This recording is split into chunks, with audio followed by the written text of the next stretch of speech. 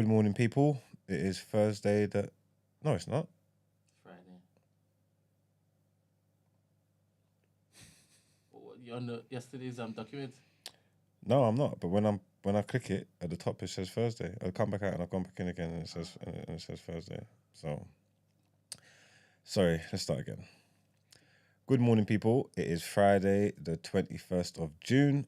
Welcome to TDA, the day after, your favorite news platform and the home of popular culture, as defined by the culture. Obviously, the asylum's still running, so it's just me and Brent here. Big up yourself, though. Anybody you want to big up, Brent? Apparently, Mags seems to believe that Emmanuel will be in on Monday. But I don't know about that. You don't know? I don't know about that. And judging by the comments that are coming in, I don't think people want Emmanuel to return. I don't think the people want Emmanuel to return. Just a heads up for the people in the chat, the early birds and that. When it gets to the asking for a friend segment, there is going to be a little essay that's going to be read out. I would like for you all to be extra patient whilst it's being read out and pay attention to what's being said. We can make this a little mini discussion just after it's been read out, and I really want to gauge. The sentiments of the chat. I'll put a poll up, and then we'll see what you guys think. But just pay attention when it is being read out. Thank you. I have a couple of things. Have we said hello? No. Oh, okay. It's your boy, Big Mags on the east side of the bridge. 6 foot. My intro? Yeah. I thought you meant hello to people in the chat. Yeah, they know it's me, man. I've been here all week moving crazy, man. Big Mags on the east side, 6 foot plus of pure temptation. Come on, have you shared the clips? What? Have you shared the clips? No, not yet. Tell me some, Mags. I'm just curious. I saw them at like 11 o'clock at night. Why would I share them then? Just algorithms. What am I about to say? What am I about to say? You all added us up today. That's cool, man. That's cool. I don't want you to record the bit for the campaign with that stuff. I want you to at least have some TMB merch on. Okay. So can you do it today, but when you change out of Adidas? Okay, cool. Thank you very much. Question. Do you want TDA to thrive? Yes. Do you want TNB? These are rhetorical questions, by the way. I already know the answers. Do you want TNB to thrive? Yes. Do you know that you are a mercurial asset to TNB? Yes. Do you know how much? It's impossible for you to know how much I value you, but do you know that I value you? Yes, sir. Do you know that I rate you very, very, very, very high in terms of the family in which it is I am part of? I think so. Okay. Now, I know that you are a builder, right? You've built many empires before, right? Some still stand today. And off the back of that particular empire, you're able to basically get workers to build another empire, right? You're a perennial empire builder. You know that, don't you? Yes, sir. Okay. Do you know what it takes to build something? Yep. All these little elements, they matter, right? Right? So we have a morning show that runs every single weekday morning, and you know we do because you're here running it, right? In order for other people to know that we're doing this daily, what needs to happen? I know. You're a builder. You should know this. What are you talking about? What are you talking about? Have to promote it. Oh my gosh. Bingo. You have to promote it. So when clips are made, right?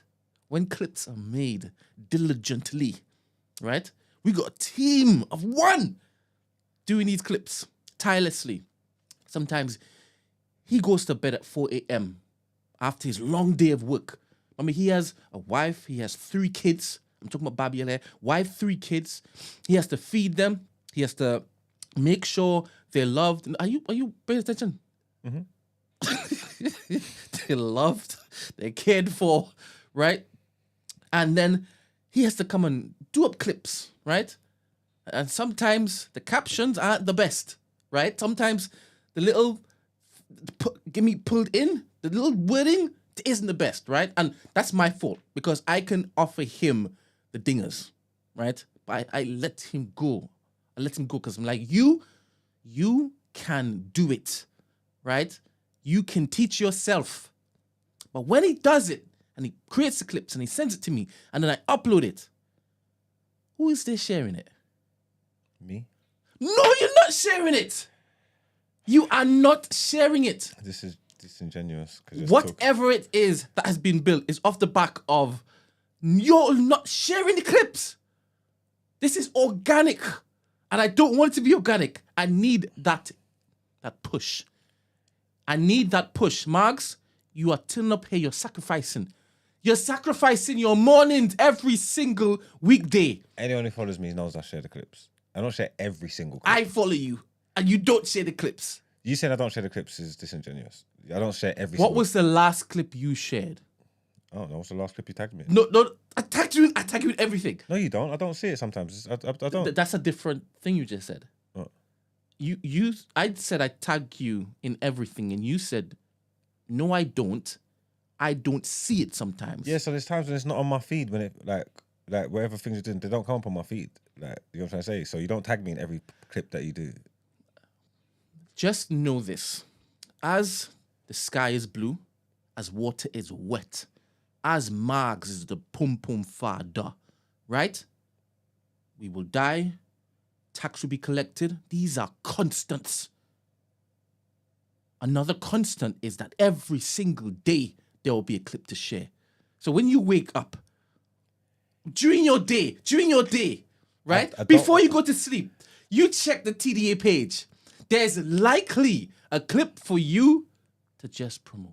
I don't know. Just push. I don't know. Just lightly. Maybe you need to have a conversation with Instagram because I don't get. I don't get. Remember we notifications. talked about the asking for a friend dilemma, right? And I told you and Iman are the same people. Accountability, what does that even mean? Maybe you need to have a conversation with Instagram because I don't get notifications all the time. Also, yeah, you saying I don't share the clips is not true. If you said I don't share every single clip, I can't argue with you. But you telling me I don't share the clips is not true because I know I share the clips.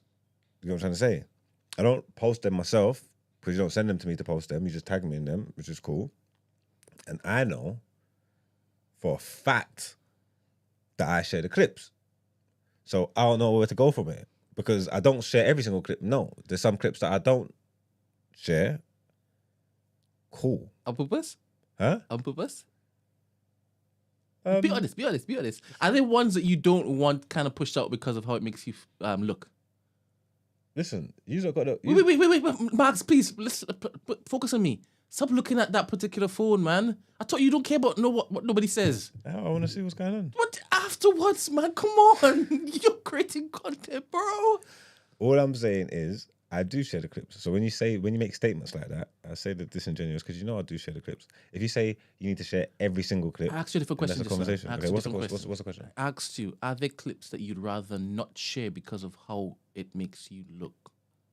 And you don't want that amplified. Tell the truth. Some clips, they're for you. You know what I'm trying to say? No, but I don't do the clips. I just told you I don't make them. No, what I'm trying to say is I give you the content. So you own the clips. They're for you. So because you like them and that's what you want to put out there, that is fine. That don't mean I have to post it. That's not what it means. You know what I'm trying to say? Regardless of anything I said, anything I do, whatever, I am allowed to pick and choose and curate what I want to put outside. The amount of power you have right now. Huh? See the amount of power you have right now. I don't know, but no, this is good. So no, what I'm trying to say is I'm allowed to pick and choose and curate what I want to put outside, innit?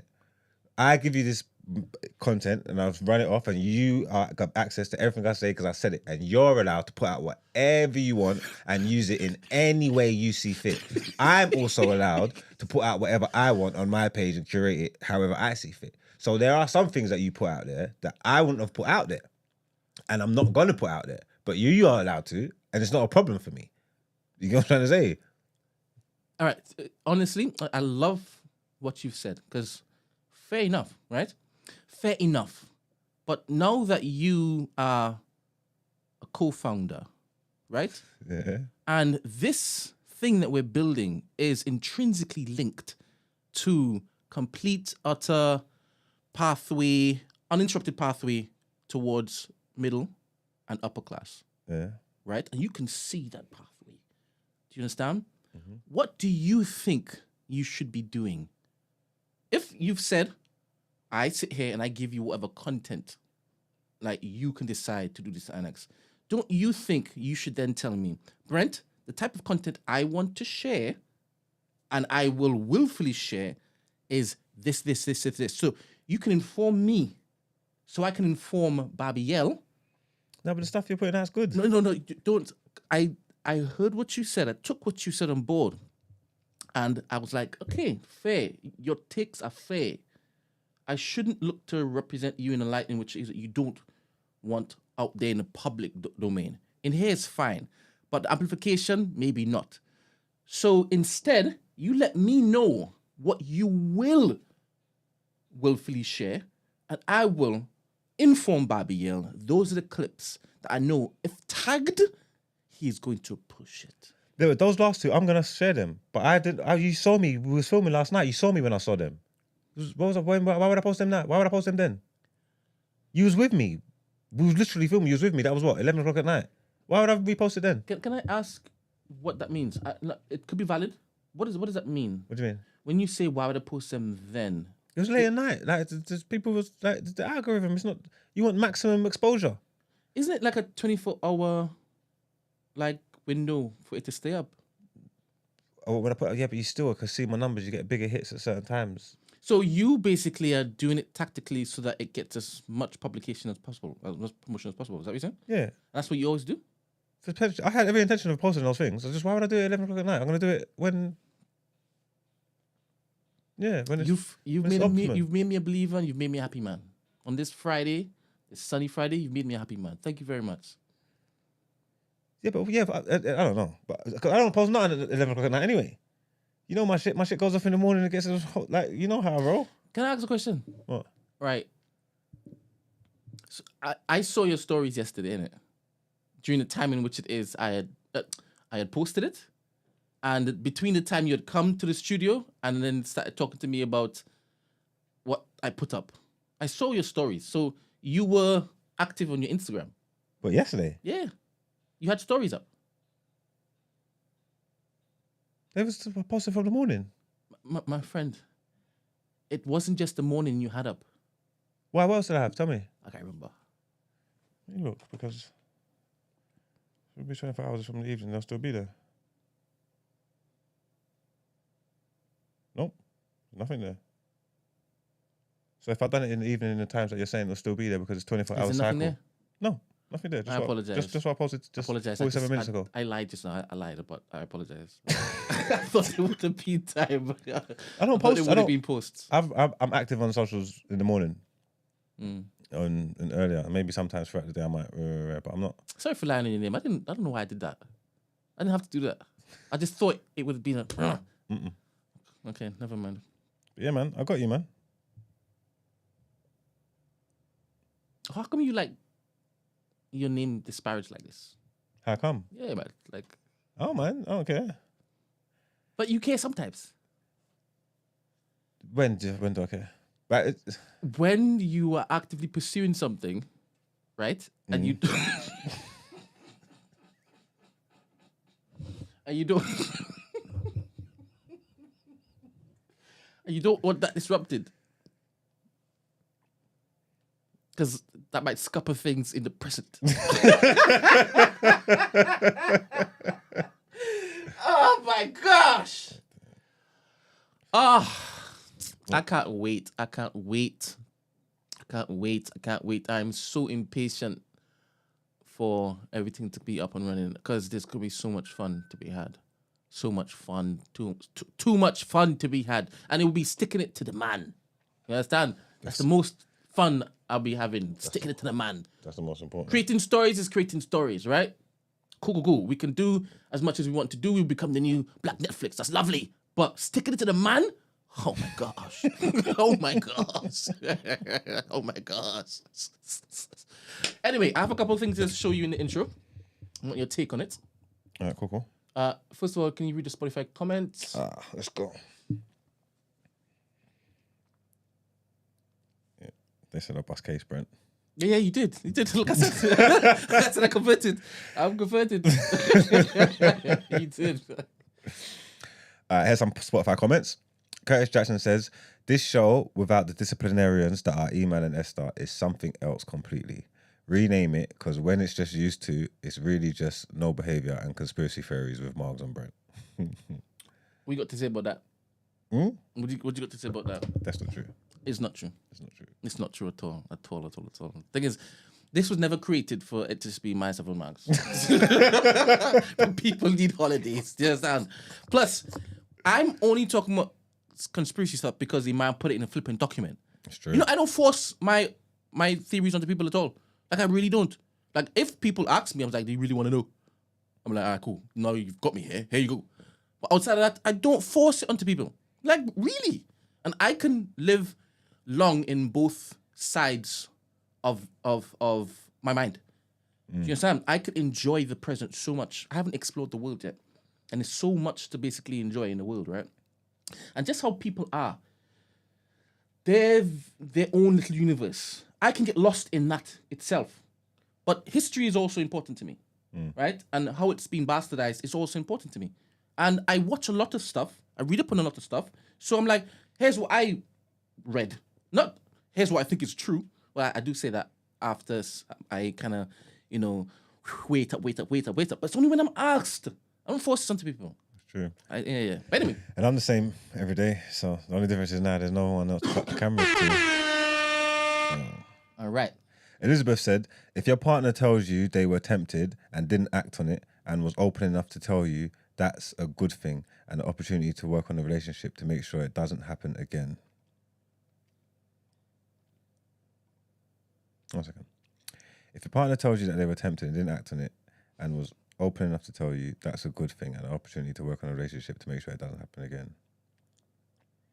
No, you want it to happen again because it won't be the last time they'll be tempted, but you need to make sure they don't act on it.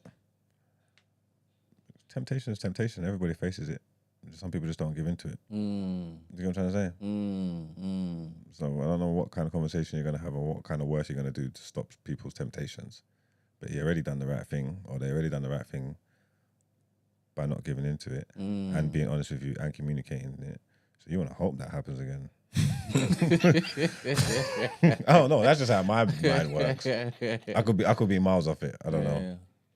But yeah, that's the Spotify comments. What did you want to show me? All right, cool. So I woke up this morning and I saw this, right?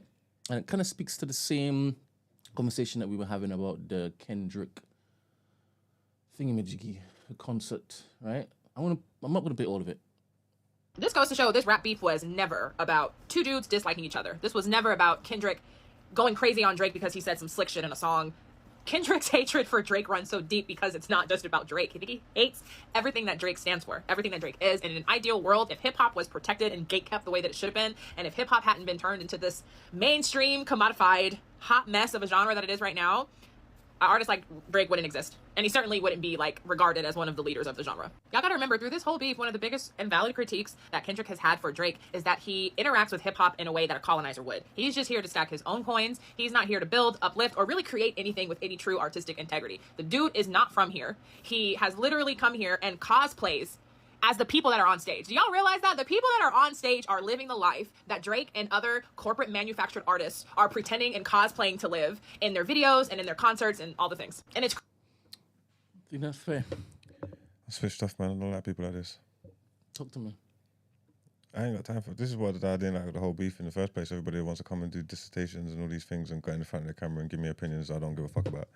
And also, because I don't agree with them, it's harder to digest. Because obviously there might be stuff that you're saying. Well, I don't know. I don't know. This hip hop purist who wanted to gatekeep hip hop so only fucking Rakim and Nas was in it. I don't know what the fuck they're talking about. God forbid Drake never existed. Do you know how much I love that music? What does it mean if you had it your way, Drake wouldn't exist? Then where the fuck would we be? All them rhythms. I wouldn't have What a Time to Be Alive by him and Future. I'd be screwed. So I'm not with her anyway. Then and after a while, I just tuned out. I was waiting for it to finish. I can't remember some stuff she said, but I don't. But what do you think? I think it's a bit cheeky, and I don't know what she meant by all the people on stage actually live the life that Drake is cosplaying. They were bangers on stage, right? Gang members and stuff. Is she glorifying this? And the same people that she wants only to make hip hop, they killing people, moving drugs around. Do you understand? But they're authentic. Do you understand? I don't get it. I don't get it. She could have went a different angle. And bear in mind, she might have. I paused it there. I stopped listening to it there too. Because I wanted to ask you the question. She could basically clarify. I don't know, but I think that's a bit cheeky. And given how much Drake has actually put in this particular industry, I think that's mad. That's mad. Yeah, these people are crazy. But I mean, I don't know. Obviously, everybody's they've drawn their lines in the sand. They've taken their sides. They have, you know. Yeah, and it just is what it is. And I guess they're allowed to do that too. Yeah, they want to get him out of there. Do you think it's gonna work? Because he's in a precarious position. Do I think they're going to get him out of here? I don't believe so. How could they get him out of here? Will people enjoy his music the same way? He owns here and there. He controls here and there. I don't know what getting him out of there means. No, but nothing. His life might never be the same again, or his career might never be the same again. Will people enjoy and ingest his music the same way? I don't believe so until it changes. For example, when I don't know if this is a false equivalence. When Chris Brown beat up Rihanna, right? Right afterwards, nobody wanted to basically be seen talking about him and enjoying his music, this and X, and time went on, and what's happened now? He's selling out shows and stuff, right? Yeah. I was gonna say something about Drake. It just slipped my mind. Oh, did you see that picture of OVO Mark? I don't know who that is. I'm guessing it's somebody in the camp. Taking a picture of Drake wearing a hoodie that says revenge. No, I haven't seen that. And that conversation you guys were having about the bots and whatnot, that was interesting, right? Because your guests seem to think it didn't matter that he used bots. Marks, what are you doing? I don't think it matters. I'm listening to you. Come on, we're talking. I'm going to reply. Oh, I thought you were there reading the chat again. I am. I don't get it. Sorry. It's as though when you read it, you then tailor your response based on what you've read. That's not true. I need fresh marks. I need untainted marks. I don't believe that. Don't let the populace influence you. Yeah, I don't believe that's happened. I don't believe that happened. You can say you don't believe what you want to believe, but sometimes you raise your head and you have insights that you never had before. You put your head down. And it's very pointed. Then I'll look in the chat and be like, Fernand said it. Fernand brought it up.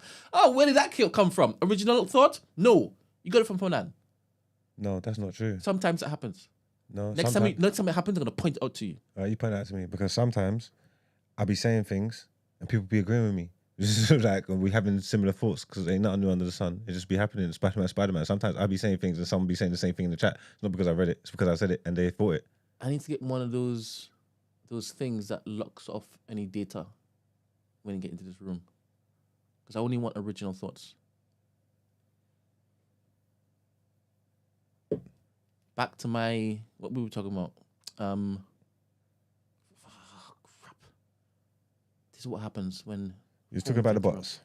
The box? The bots and the guy and Yes. I guess saying that it doesn't matter. You had an interesting opinion that... I think it don't matter. Don't you think it actually influenced what people were talking about, what they were seeing, and what they believed off the back of what the bots did? For example, if you've gone online and seen that this is the first time in history where a rapper like Drake has received more dislikes on his song. For a lot of fickle-minded people, they'll be like, oh my goodness, we also must not like this song because everybody's not going to like this song because everybody's basically said they don't like this song. That's true. They like So lemons. to say it doesn't matter, I don't know what that means. Then why did you even touch it in the first place? Don't say it was used as a strategy. Don't. You can't. Kendrick's not supposed to need that. He's just supposed to be a hip-hop purist, right? He did everything different. It's just overkill. You just I think. But You see how you are using that particular bias now to say this is why he did it. It was really a genius take. My friend, I don't see it as a genius take at all. I don't, because if it is you're there rinsing this boy using AI to basically replicate Pac and Snoop and whatnot, and then you turn around and use bots to basically dislike his song at a time in which is everybody needs that proper reflection of what people actually think. A lot of these sheep out there, all right, if everybody's doing that, then I must also do that. There was a question he asked, Loons.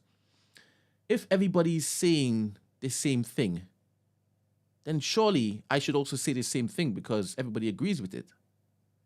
Can you remember when he asked the question? yeah, I find that is mad because it speaks to exactly what we're talking about. Depending on what we decide to put out, no original thought. And that's what also Ryan was talking about with the whole COVID and this, that, and next, right? And, Fauci was like, yeah, let's just all basically just tell them this is what you need to do and they will follow. So to say it doesn't matter that he used bots, my friend. I think the way everything panned out, the outcome would have been the same. So making it look worse with the bots was his choice. I don't think it was needed.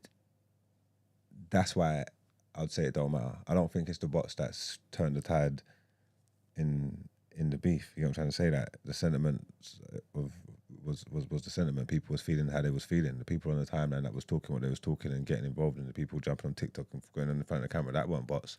That was humans. And there was enough of them feeling how they was feeling. So I get what you're saying about the influencing. Go on. No, because you're not getting what I'm saying. Because the people who jump on TikTok and make these videos, they all want to be part of that particular cult and culture of clout. They want attention. They seek the attention. They're addicted to attention. And if everybody is seen or perceived to not like this thing, they're going to know this is what's going to get the most clicks. Let me go and make a video about that. So don't suggest as though it's disconnected.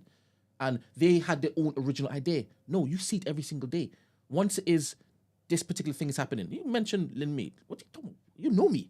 How are you there jumping on this bandwagon? Because everybody was doing it. And that's what I need to do, to get the clicks. It will change a person's mind like that. These clout chasers, these people addicted to attention, it will change them like that. Because I'm only interested in this. I don't really need to feel this way, but I want more followers, I want more retweets and stuff next. So to suggest that it doesn't have an impact, brother, it does. Yeah, no, it does have an impact, but I'm saying I don't think it would have changed the result. That's my point. And I would like to ask you, how can you extrapolate that response or that belief with you also saying this don't matter? You've already factored in that this doesn't matter. How can you still say, I wouldn't have changed anything?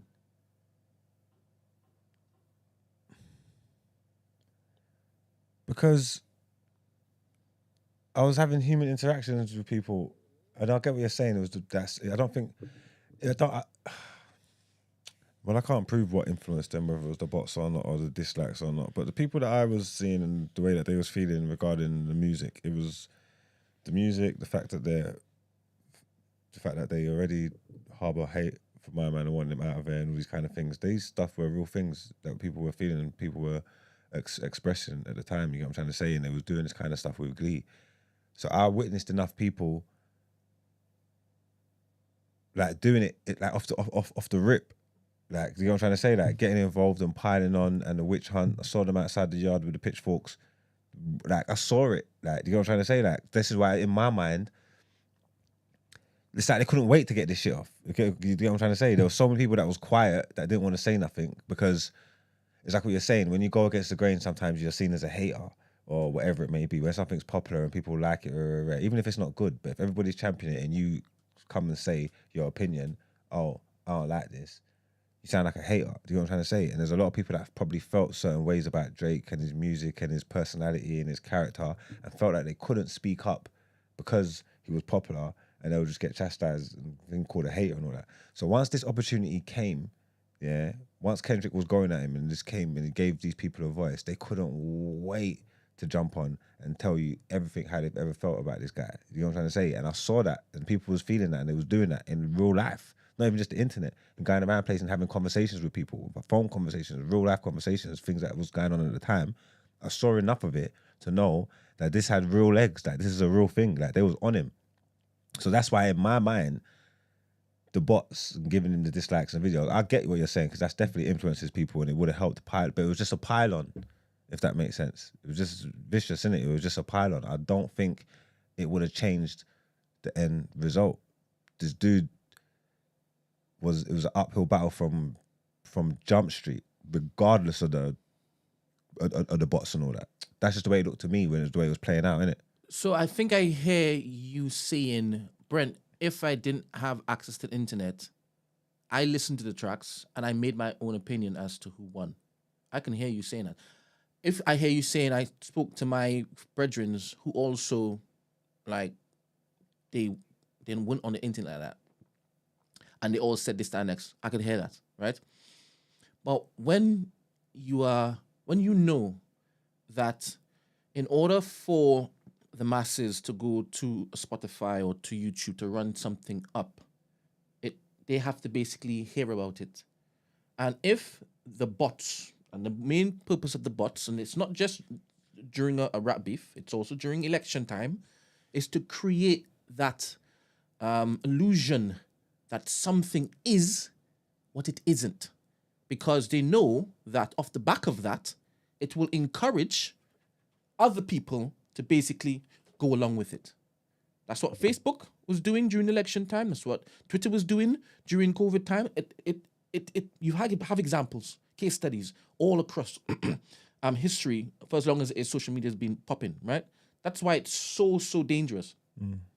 So the amount of streams that track on Spotify, and the records that it broke, 120%, it's also to do with the manipulation of those particular views and the actions related to those views. Yeah, no, definitely. But yeah, no, 100%. You're not wrong. I agree with you. It's just my mindset is like, I don't know how many billion views, streams the song's got. But in my mind, I'm saying, just throwing random numbers out there anyway, if it's got 1.5 billion streams, yeah, I'm saying take the bots off there, it's got 1 billion streams. You know what I'm saying? I understand your argument. I need people to understand also, right? I'm not suggesting that he himself, Drake, hasn't been using bots to get to where he is. Yeah. I'm not saying, because if that method is known and he's pointed it out, 100%, their own people have been using it for their own benefit for a long time. So I'm not even saying only Kendrick has done this in this particular time. I'm just saying this particular bout, there was more involved, more at stake than you utilizing that in order to now get your perceived outcome. Especially if it is you're saying you don't even need any outside or external influences. So is this a mark against him, like how are you feeling towards Kendrick or the result, or does it change your opinion on everything that's happened? If it's I still believe that he has far too much for Drake, because it isn't just because everybody has a reason to hate Drake. That's not just because. So it's disingenuous for me to say that if it was an even playing field, that it would be, no, I don't think so. I do believe that a lot of the stuff that Drake put out was erroneously kind of just disregarded because of the bias and the hatred. Yeah. And that's unfair, right? But it's life. You have to deal with whatever is in front of you. That's part of who he is, that's part of who Kendrick is, and they knew it coming in, right? Drake and a lot of people found out how much people hated him, but that's on him, and it's not on Kendrick to basically. Wait until it is that you patch everything up with hip hop culture, right? Before we go head to head. That's not how it works. That's not life. So we fought on the ground in which it is that you have basically nurtured and created, and you lost, and that's how it is. So right now, 100%, Kendrick is up. But how people are running around saying he did it clean, and he did it without any disconnect, that, no. Put on the record, because remember, you always there saying Drake doesn't write this, that, and the next. Drake's using these particular things to get a head up, right? So put that on the record too, that you use bots in order to basically fake numbers. Because for the purists, for the ones who were saying, Nas would never do that, he just rely on such and such. My friend, put that on his record, put that on his sheet. That needs to be there. That's what I'm saying. You say it's as a stain. To be honest, for the Ramsey screaming, he's the purest, he's the best that ever did it, that needs to be on your sheet. It needs to be there. The fact that you keep on saying, the 22 against 1, it's 22 writers on Drake's side. You'll be screaming that. You be screaming that. So also scream, Kendrick used bots to get ahead. But when we talk about Man City and Arsenal and the unfair advantage, you got to put it on this sheet, bro.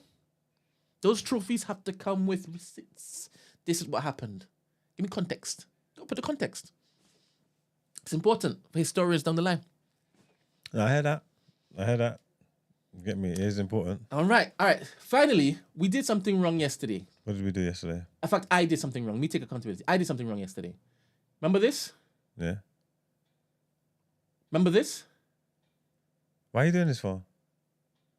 I'll tell you. Okay. Remember this? Yeah. The one that you were like, oh my goodness, why did I do that? I'm here to relieve the burden from your shoulders. Okay. Talk to me. That's not the fella. That's not him. These are examples Of what she likes. of what she likes. These These are examples of what she... Because this is too clean. It's Yeah, too clean. Yeah. Do you understand? It's a nice picture. These are examples of what she likes. Okay, that was confusing me a little bit because I was saying like, what's wrong? Remember, I was saying, what's wrong with this? Yeah, This is yeah. clean drip. Yeah. So he's not okay. So, babe, I am sorry. It makes more sense now. She's like, he's got Air Forces in Africa on his leg, and he said he wants more. He said he wants more. This guy's cooked. I thought it was like, this was saving grace. You get what I'm trying to say? Yeah, I thought, he's alright. Yeah. But So I maybe told her he's not. we did it dirty, and I will correct it in the morning. So correct it. That's mad. That's not him. He's blowing. Yeah. Okay, cool. So he's just their gold Air Force man. Yep. Yeah. Yeah. It's tough. But she gave the update. He's done it anyway, innit? Yeah. Yeah. He's a different level of animal. All's well that ends well, then, isn't it? All right. All right, let's get into some headlines, man. Let's go.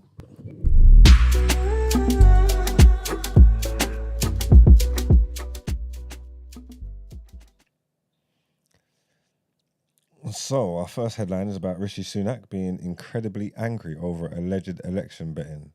Rishi Sunak has said he was incredibly angry to learn of allegations that Tory insiders were betting on the election and promised to boot out anyone found to have broken gambling laws.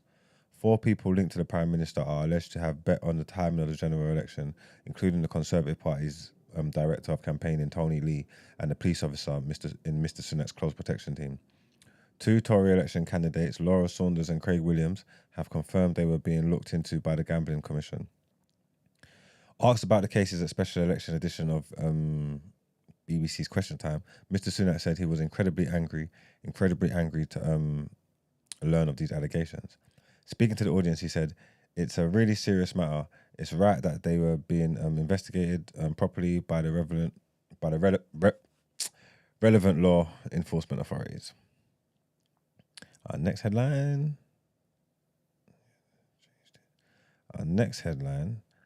is about special forces had veto on Afghanistan troops. What's this? The government has admitted misleading Parliament in its response to a BBC report about former Afghan special forces being denied entry to the UK. BBC Panorama reported in February that UK special forces had vetoed resettlement applications from Afghan commandos known as the Triples, who had fought alongside the SAS.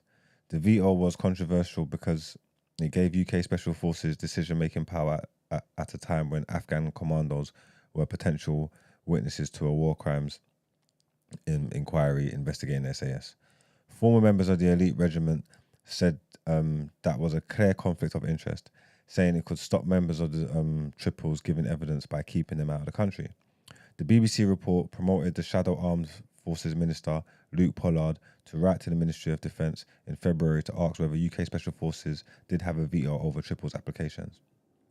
An MOD minister responded, addressing the point you raised on a veto, I can confirm that no such mechanism exists or has existed for any government department or government body.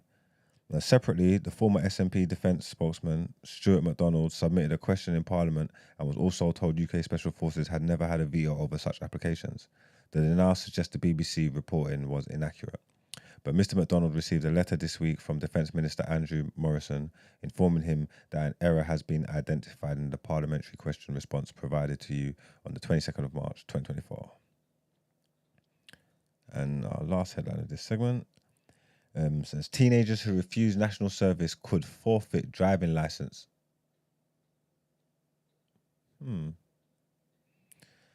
Young people who refuse to do national service could forfeit their driving licences and be denied access to student loans, Rishi Sunak has suggested. The Prime Minister said there would need to be a set of sanctions and incentives to ensure compliance with a new scheme proposed by the Tories. When asked how he would make youngsters take part, he suggested the UK could adopt punitive measures used by other European nations.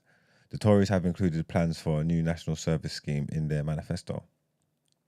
Under the plans, every 18-year-old would have to spend either a year in the military or equivalent of 1 weekend a month in a volunteering role. Mr Sunak was pressed on how he would enforce the scheme, which Conservatives say would be compulsory during a Leader Special on Question Time. He said, "You'll have a set of sanctions and incentives, and we will look at models that are existing around Europe to get the appropriate mix of those."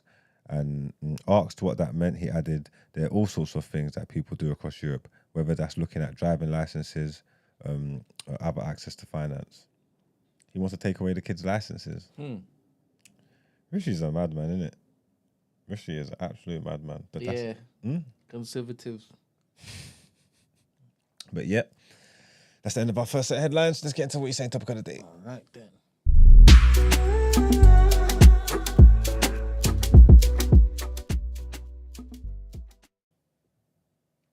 So, what you're saying, topic of the day. This says, do the younger gen of ethnic minorities have the right opinion about conscription? Play the video, please, Brent. All right.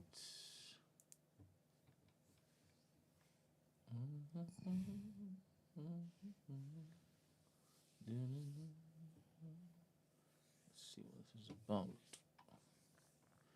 Finding out in real time. Rishi Sunak tells you that you're going to war. What are you going to tell him? Yeah. He's tapped. He's tapped.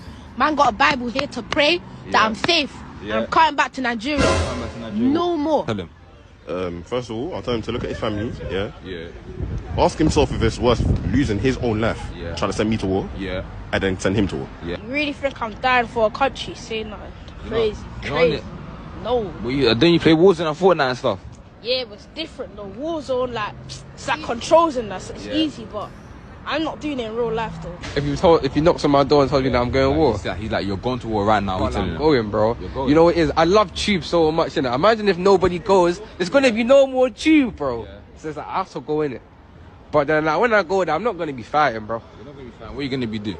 I'm gonna be snapping it, like, bro. Snapping what? What does that mean?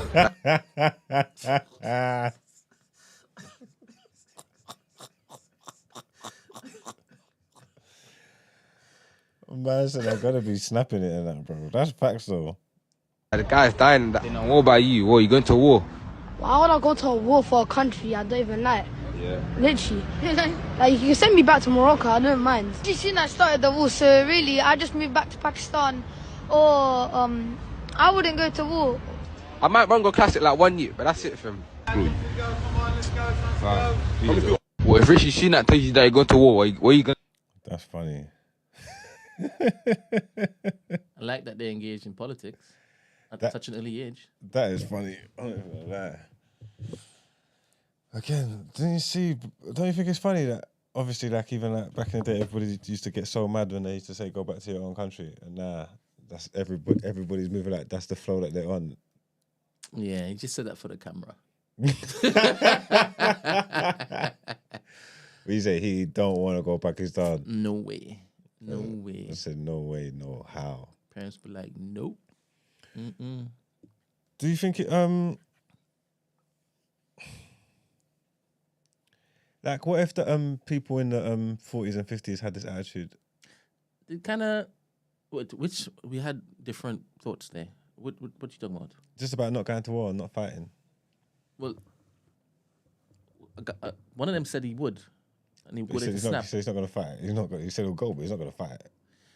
And back in the 40s and 50s, you had some people who didn't have a clue what they were actually going into. They were like, yeah, let's do it. No, they thought they was fighting for their country, innit? For freedom. Like war that on propaganda terror. was was crazy. right. The propaganda was serious. It was crazy. But I'm saying these men answered the call. Yeah. I'm saying, and if they didn't, this setup that we got here might not be here. Yeah. It might not be like this. You know what I'm trying to say? That this is Yeah. why they always, even though people we don't care about this, but this is why they always remember. You know what I'm trying to say? And the remembrance for the people that fought for their freedoms. That's why certain things didn't happen. And whether you, I don't know what kind of stock you holding that or not, but these are facts. If them man from them times there didn't answer the call, we wouldn't be afforded the freedoms that we are now, or things would look different. We don't know what they look like, but they'll look different. Innit? So where did this generation get off saying that it's selfishness, isn't it? Like people before you done it, this is what I'm trying to say. You're not even thinking about a future. If there was a time when you actually needed to stand up and be counted, what do you mean you're not doing it? Yeah, I guess we need to live. Also, I say that to say, No, fair, but you're making the argument. Yeah. It's for this discussion. Let's say we lived in Palestine. I mean, if you interview the children there, it would be different responses. yeah, 100%. You interview the children in Israel, different responses. Because they grew up in that environment. They're used to that particular necessity of possibly having to put your life on the line for what it is that you have built. Or what is being trying to be stolen from you. is it because it's like people see war as like going somewhere? If it was a case of they was telling you these man got boots on the ground. Remember, England don't get invaded like that because it's an island, isn't it? I don't think there's, apart from the Vikings. Depends on who you listen to. Stop the boats. Farage has been saying speed innovation. He's been saying that we talk about. Apart from the after the Vikings came and mashed the place up and populated it and took it over and made Britain what it is. Since then, no foreign enemies put boots on this ground. You know what I'm trying to say? So it's different when you're talking about you're going to come round the kids up and take them and send them places. But would the attitude be different if there were invaders? If you was told that they're up there and they're making their way down and they are here, boots on the ground, tens of thousands of them, and they're coming for everybody. You know what I'm saying? Regardless of what you think, doesn't matter, creed, hue, whatever. Like the question that you've asked, is good. They are stepping. Yeah. You know what I'm trying to say? They are stepping, and this is on, and it is up and stuck. Would the answers be different? Are you gonna fight? Are you repping? Are you gonna go fight? You mean, would the answers from them be different? No, I still think that guy from Pakistan would say, I'm going to go to Pakistan, and the guy from Morocco said, I'll go to Morocco. Well, they're just going to leave. No, but leaving is not an option. I'm saying you got to fight. Will you fight to defend yourself? Sorry, are you asking me the question, or are you asking it from these boys? I'm asking both. I'm asking, do you think they would change their mind? No, I don't think they would change their mind. Would it change your mind? 11? Okay, would it change your... 11? Would it change your mind? Would I go to Scotland and fight? You could just wait for them to get here. Yeah, wait. I'm not going anywhere. No, what I'm saying, would you take up arms and defend If it comes to my door, your land? if anybody comes to my door and looks to take what is mine, It's looks got- to jeopardize it can't just what be- is mine. It can't just be your door. You can't just wait for it to get your door because by the time it gets to your door, it's too late. It's taken over. That's why you got to stop it before it gets there. You got to Make your mind up. What are you asking me? Am I going to stay? Because you said, am I going to basically stay or am I going I'm to saying go? That's it what be- you asked me. What I'm trying to say is them having boots on the ground and being on British soil is on your door. So am I going to go to Scotland then? Is that what you're saying? Okay, fine then. Yeah. That's why I asked you the question. Yeah, but I'm saying it's the same thing. I'm saying you don't have to go to Scotland. You could probably wait for the troops to come down. But I'm saying, are you going to Make your mind up. Make your not mind to your up. front door? I'm saying just come Which to London. one? Come to England at least.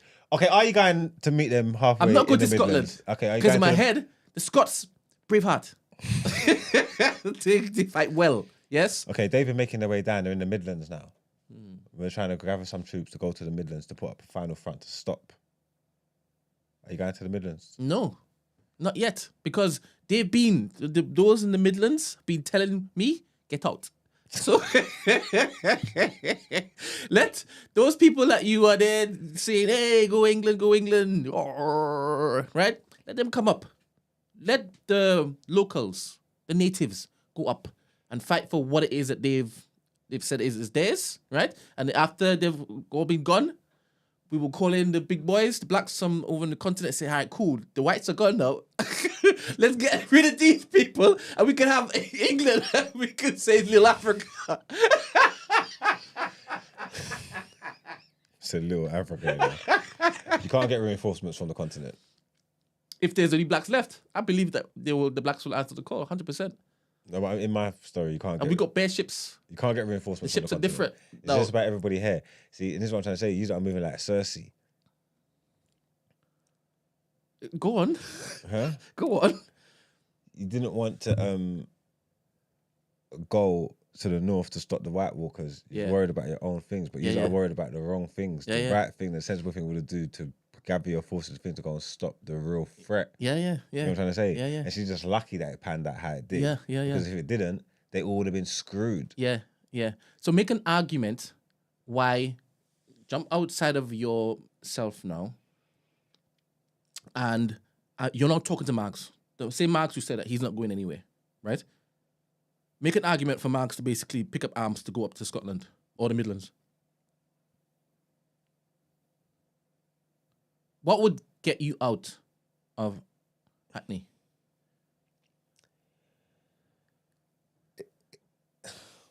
I'm telling you the truth. I'm on smoke. Like, I don't when them things when you're far removed from things, it's easy to have the attitude. Why am I going over to a foreign land to go and fight and kill people that didn't do nothing and strangers and stuff like that? Like I'm not doing all that. Like, I ain't got no time for that. But in any scenario, if these men had boots on the ground and I'm at risk, I'm on votes. I'm ready to go. What are you doing there? Like that's just I'm on volts. I'm just saying, like, what are you doing here? Because I'm at risk. You know what I'm trying to say? And obviously, you can just sit back and wait for everybody else to do it. But I ain't got no faith in people. If you want something done, do it yourself. You know what I'm trying to say? Yeah. I'll go and repel the forces. Yeah. Cool. I'm on a King Arthur thing. Yeah. I'll lead the troops. Romanticize all of it. So I'll lead the troops and I'll go and you lead the repel troops? the forces. you lead the troops, yeah? Obviously, I'm not like no foot soldier. I'm not no cannon for that. I'm the. But that's what I'm you're a telling general. me. I'm a You're general. telling me you're just that Nah, that number. No, I'm a general. That's go in the front line. No, I'll be like the leader of my own unit. I'd be like, I'm you know what I'm saying? Yeah, you're gonna get the Mashtong unit. Maybe. Do I you can think galvanize the troops? honestly, do you think that the skill set that the youngers and the olders have learned over the years, just surviving within the inner war zone, right, would have them in good stead? 100%. Why do you say that? Because it's not your first rodeo, isn't it? Have you been in shootouts and shit before? You know the lay of the land. You know what I'm trying to say? You know strangers to automatic weapons. You got this. It's calm. It's using every day. And I'm trying to say, if you can roll that and go and kill your black brothers for no reason, yeah, why can't you go and kill the enemy that's coming there to try and attack you? Why is they so different? What's the Yeah. problem? One's more righteous. Yeah, fair. Now, that warfare on the ground is fought differently than it was when it was just a large spot of savannah and two armies were just running at each other.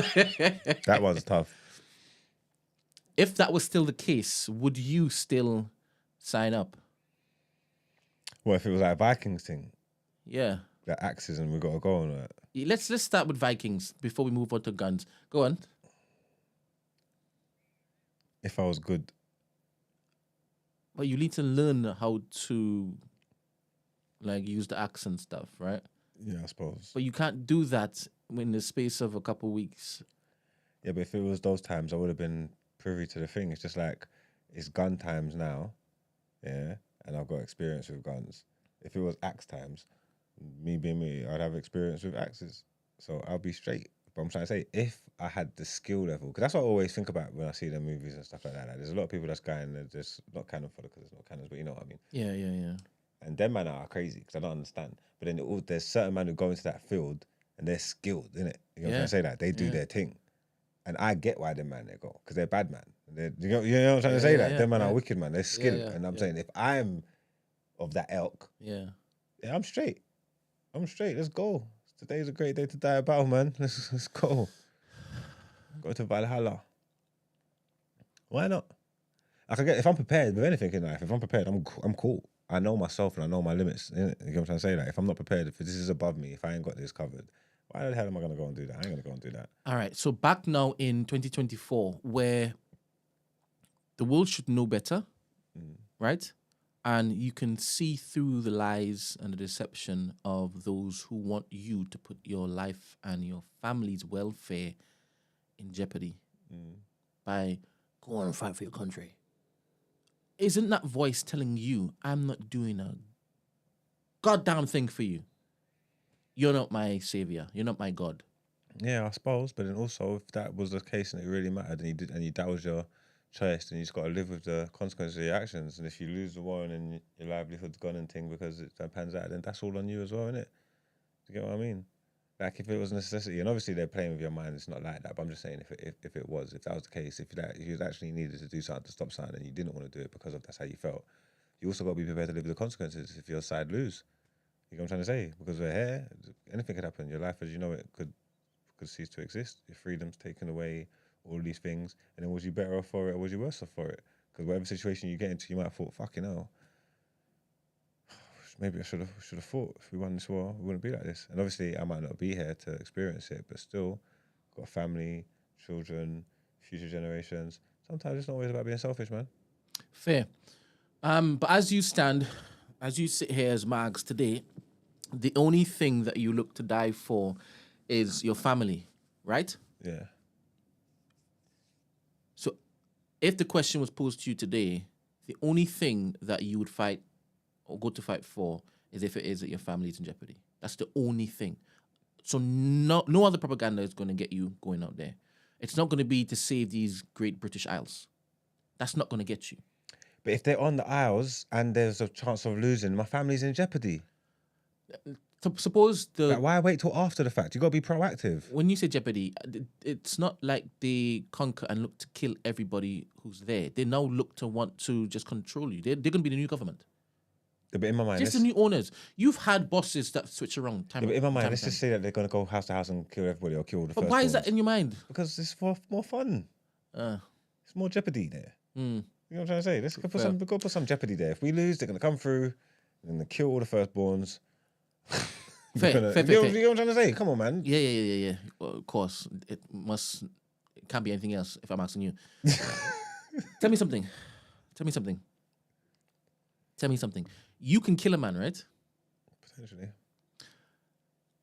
I think everybody has the potential to do something that they would say, this is the last thing on my mind. I don't think I'd ever do it. I think that everybody has a potential because they haven't yet been stress tested. Yeah. Right? So I think it's within everybody.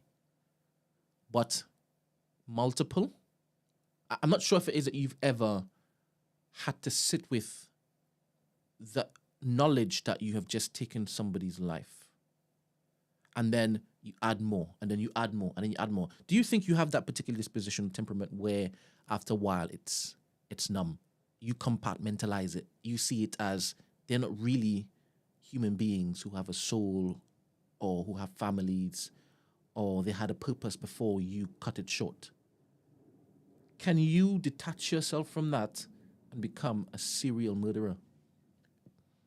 Not murdering for murdering's sake. In wartime setting. Because It's nice that you said that because it's important. The distinction is important, right? Yeah. The act could be the same, but the context, one's a murder, one's self-defense, right? kind of, or whatever. Yeah. One's murder, one's not murder. What do you call it? What's the not murder? What do you call it? Well, people, soldiers that are But fighting. what do each they other- call it? What in their heads? What? Because I believe when it is that you go to the army, it's not just a case of build your body up. Gotta build your You have to mind up. reconfigure your mind, because you're not going to start doing something that you never kind of factored in all those times before you decide to say I'm going to join the army, and now you're doing it on a regular. Their minds are changed forever now. Yeah. I wonder what that kind of training Yeah, is. it's tough, but some people, that's why they come out of they come out of the army with all PTSD kinds and of trauma stuff. and all that. You know what Yeah. I'm trying to say? Yeah. Yeah, because it's tough, because it's not easy. In my mind, like, not for just senseless killing, I don't think that would make sense, because that means man's just like some type of, like, obviously man ain't no mass murderer, like, it's like devil business. Like, obviously that's gonna weigh on you eventually, especially if it's just senseless and needless and you're just doing it for no reason, like for sport or whatever. That's crazy. But if I'm in like war settings and it's me versus them, I'll kill 10,000 of them. What's the fuck that got to do with me? Because they were coming for me. Like, you know what I'm trying to say? All is fair in love and war. This is the game. Like, this is the game. This is what I do.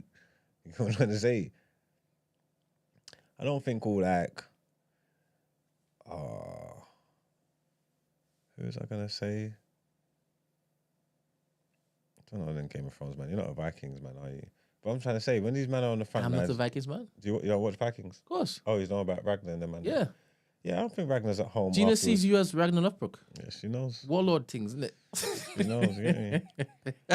He licked his lips. Good. Yeah, I don't think Ragnar and that after a hard day's fighting on the field give a fuck about any of them niggas that he chopped down. No, but Mama, I told you it's different. The environment in which it is that you've grown up in, and it's all you know. Your brain is wired differently. Your brain's wired differently, but it's after the fact now.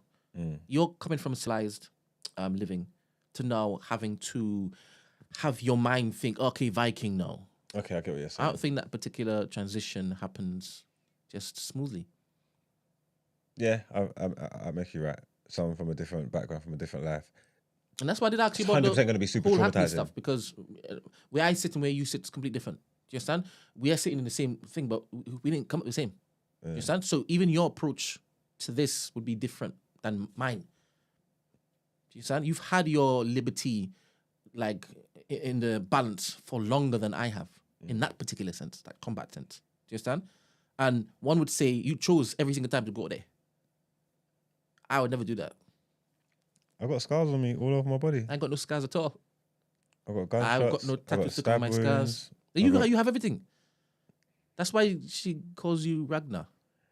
And that's why that's why it's not that much of a difference to the transition. If it was necessary, if I felt the need, you know what I'm trying to say, Fair. to protect myself, defend myself, it's like, Because you've been here before. it's like, all right, like, all right, cool, like, let's go. This is what it is. You know what I'm trying to say? I could, but that's why I had to make the scenario try and different just to try and feel the thing, because I'm with these youths. I'm on what these youths are on. I ain't going nowhere. Yeah.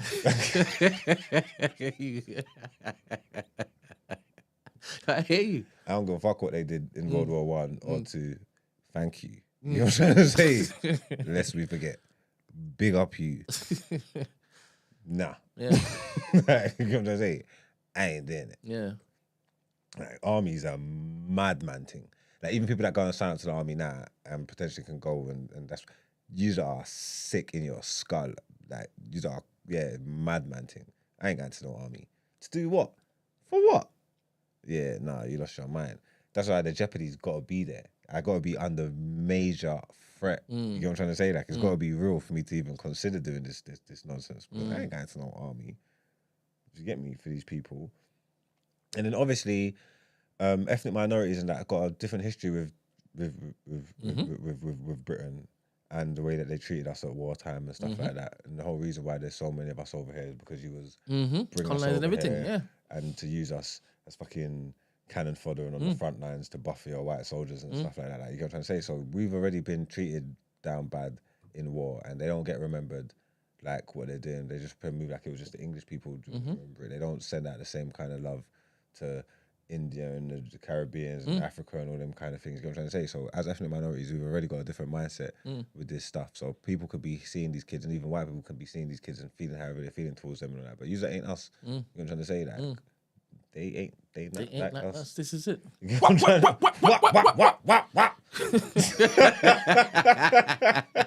I liked how you also said that you love that because he really doesn't like Kendrick, right? Loons. Yeah, you can't stand it. Why?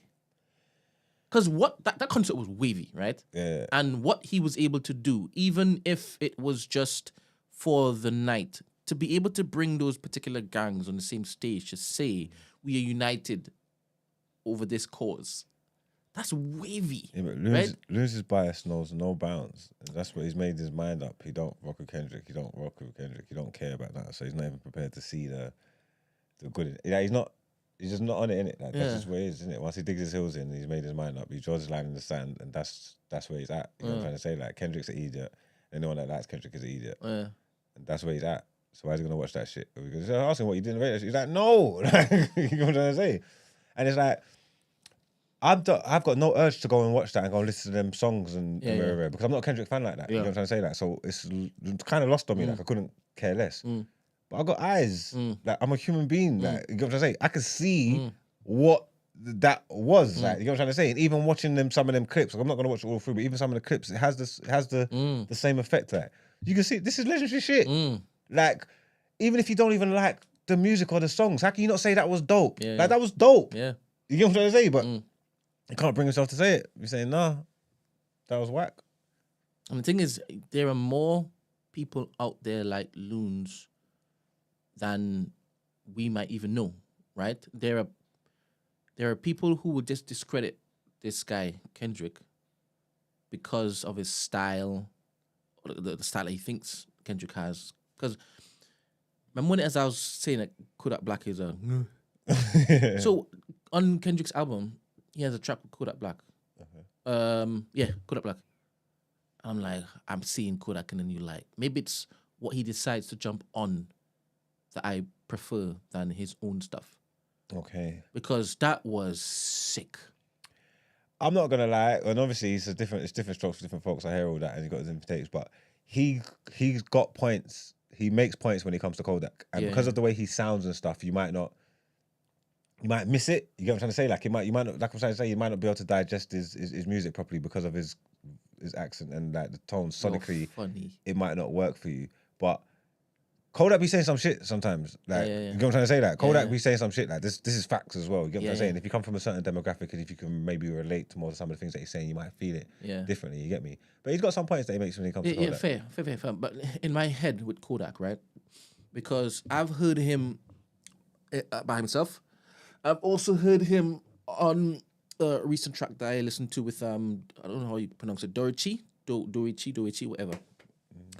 And he wasn't even on the beat.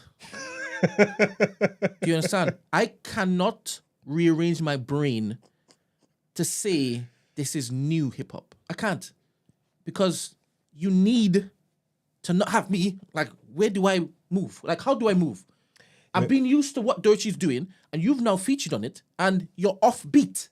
But was he definitely off beat? Maybe you're just not You picking see up what you're doing. You see what you're doing. Now, after this show, I will play it for you. Yeah, because maybe you're just not picking up the frequency. In fact, let me. Maybe he's spitting on the offbeat. I'm gonna not pause it. I'm gonna mute it. this I want show. everybody to go and listen to this track whilst I mute it and play it tomorrow. Because I don't want this particular stream to be flagged. And I'll come back and then see Mags's response. So I want everybody to do it, so you all don't feel as though we are taking you guys away from this particular production, right? So let me just mute it. No, I've muted once I've actually clicked it because that's important. All right, so Dorichi, oops, wrong one. I know I'm pronouncing her name wrong.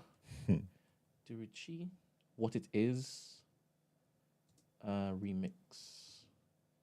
So the track is Doechii, and you spell it Doecchii. The track name is What It Is remix with Kodak Black. Doechii, What It Is, feat Kodak Black. I'm gonna mute it now.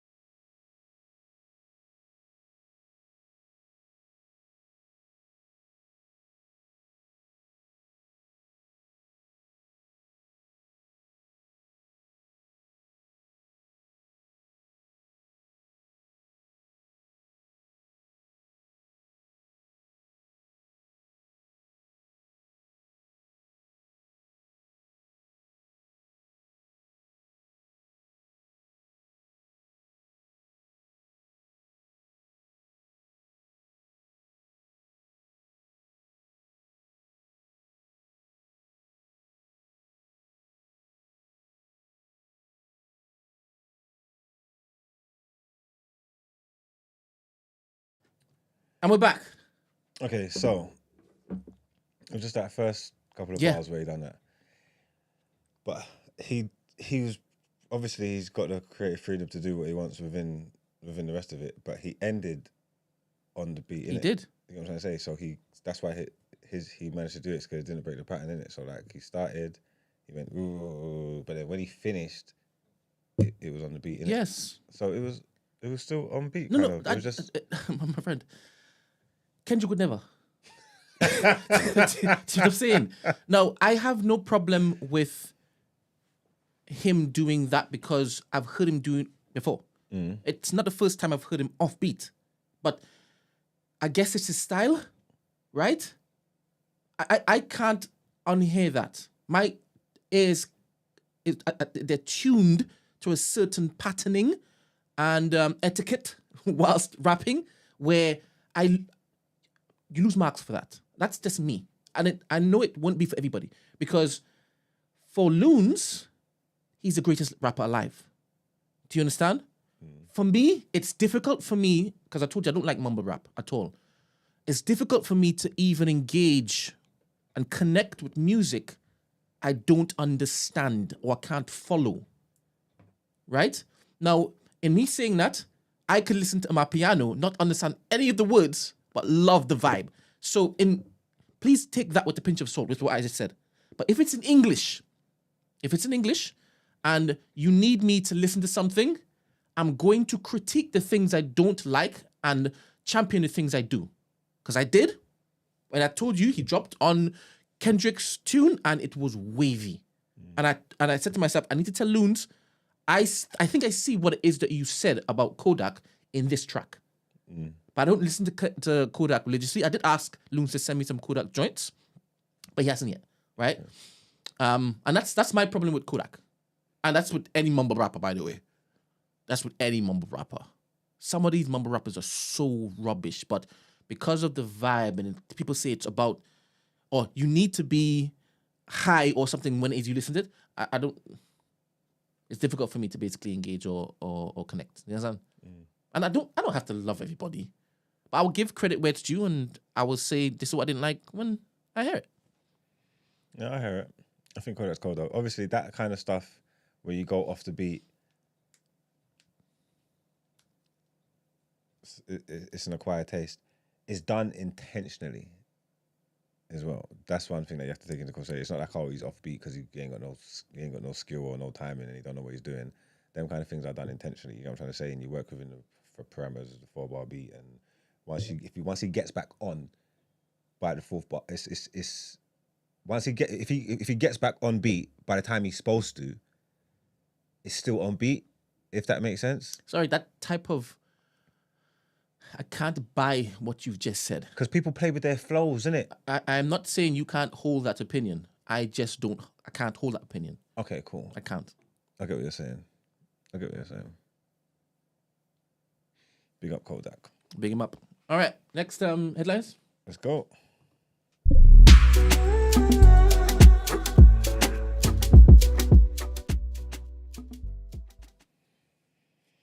So, next headlines. Key oil project must count full climate impact. This is from the courts. The Supreme Court has ruled a local council should have considered the full climate impact of burning oil from new wells, a landmark decision which could put future UK oil and gas projects in question. Under planning law, the assumption has always been that only the impacts from constructing the wells and not the use of the final oil product should be considered. The case brought against Surrey County Council by Sarah Finch on behalf of the campaigners could threaten new UK fossil fuel projects.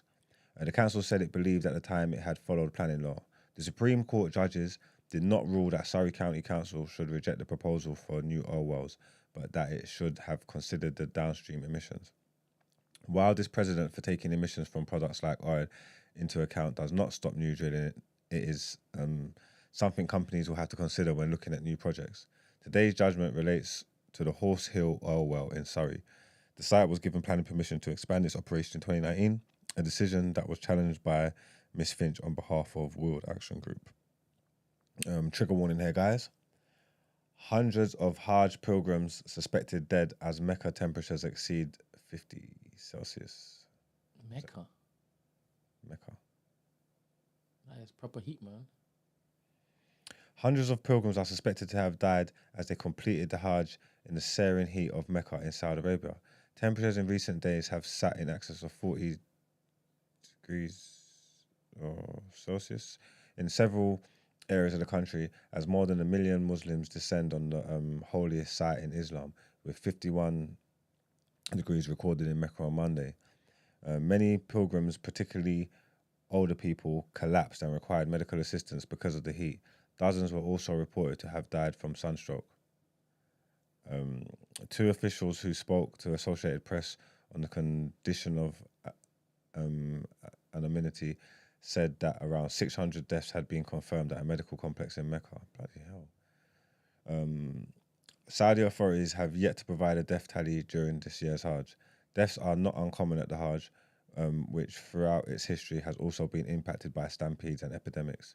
The fatalities among pilgrims this year included at least 41 Jordanians and 35 Tunisians, according to officials from both countries.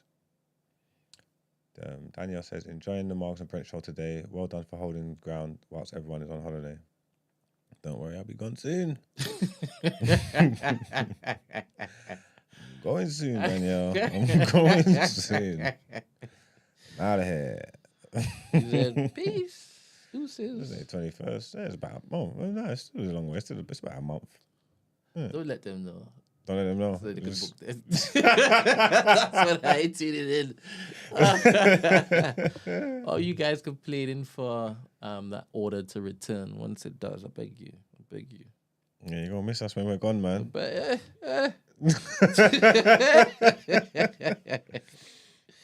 another trigger warning. A mentally ill tube pusher found not guilty over London Underground attacks by reason of insanity. A mentally ill tube, that says pusher, but this says passenger. Was he pushing people?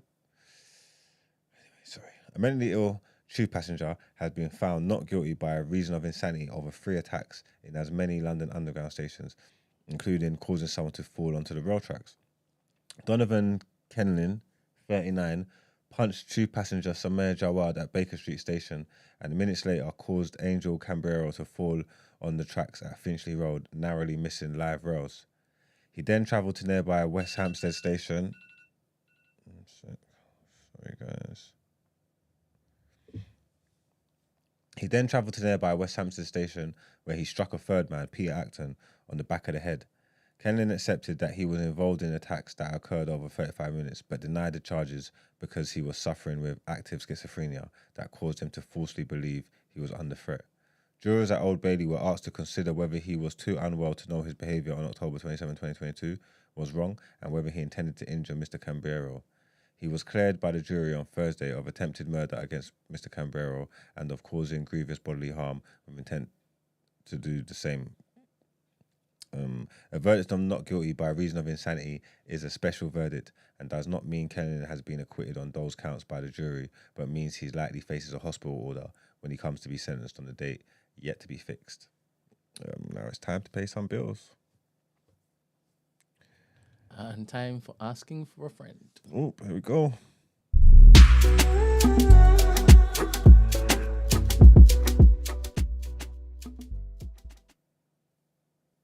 Do you want to, are you going to preempt anything? Do you want All right. you got a speech or So something? this is the moment we've all been waiting for. Drum rolls.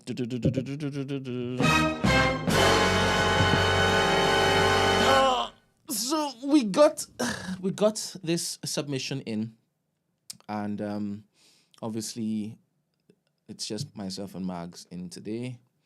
So as per usual, we are going to read it out, and yeah, like I said, I wanted everybody to pay attention to everything that is said, but please bear in mind, as a caveat, it's this person has decided to send in this particular essay. And I'm not saying essay to be rude at all. Please don't take it as that. It's quite a long message. And please be patient whilst Mags reads through it. And then we'll have a conversation afterwards to see how the community is feeling and how the two members of TDA in this studio is feeling. All right. Thank you very much. Oh, do I just go? Yes, please. Okay, then. Bear with me, guys. Concentrate as well. Listen to every word.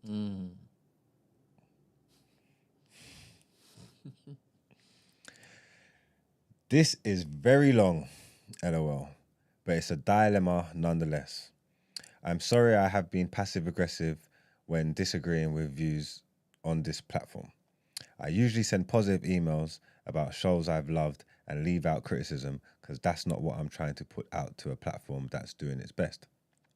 No matter how seriously I disagree and find some views apparent, I always put it down to everyone is entitled to their opinion, because no matter what you believe, your opinion, being a racist, homophobe, misogynist, etc., it's your opinion. Go out there and do your thing, with the condition, hopefully it's away from me and I cannot infringe on my rights. Again, my rights, not my beliefs. As long as it does not infringe on the ways I can live my everyday life safely, you get me? I listen to this show, not because I agree with every single person. I've said it before, and I mean this in the most respectful way. Marx has some of the dumbest takes on serious things, but he also demonstrates nuance on other topics, depending on the day you get him on, I guess, and has demonstrated a base level of compassion on some topics, which has been surprising and heartening. I can handle all of this because ultimately I don't chill with people like Marx, and again, respectfully, I don't want to, but it's refreshing to hear overlaps in our respectful lanes, like his handling of the holiday situation the other day. Esther is my girl on a fair amount of issues, or at least I can always see where she's coming from, even in areas I disagree. That's not to say she too hasn't said what I believe to be dumb stuff, or doubled down on what I believe are wrong things, but that's the nature of people. It's questionable if you agree with someone 100% of the time on everything. I admire her resilience in some of the, and in some of the madness that gets presented to her and her ability to throw it back and keep it moving. Repeat that for Brent. I also hate what I've dubbed Weird Wednesday episodes, where you go out of the stratosphere with the topics, but it's part and parcel of your personality. No shade to Gina, including you in this list, and please, I really don't mean shade. I love it when you participate and have loved hearing more of you recently, especially when you impart your experiences. Our opinion lanes usually don't overlap, but you're cool peoples and don't ever appear to present extreme views that contribute to an overall greater harm. Now to the goddamn meat of my dilemma.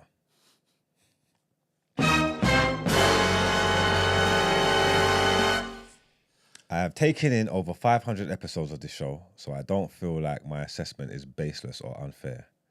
Emmanuel harbours dangerous views that have sometimes made my watching of this show untenable.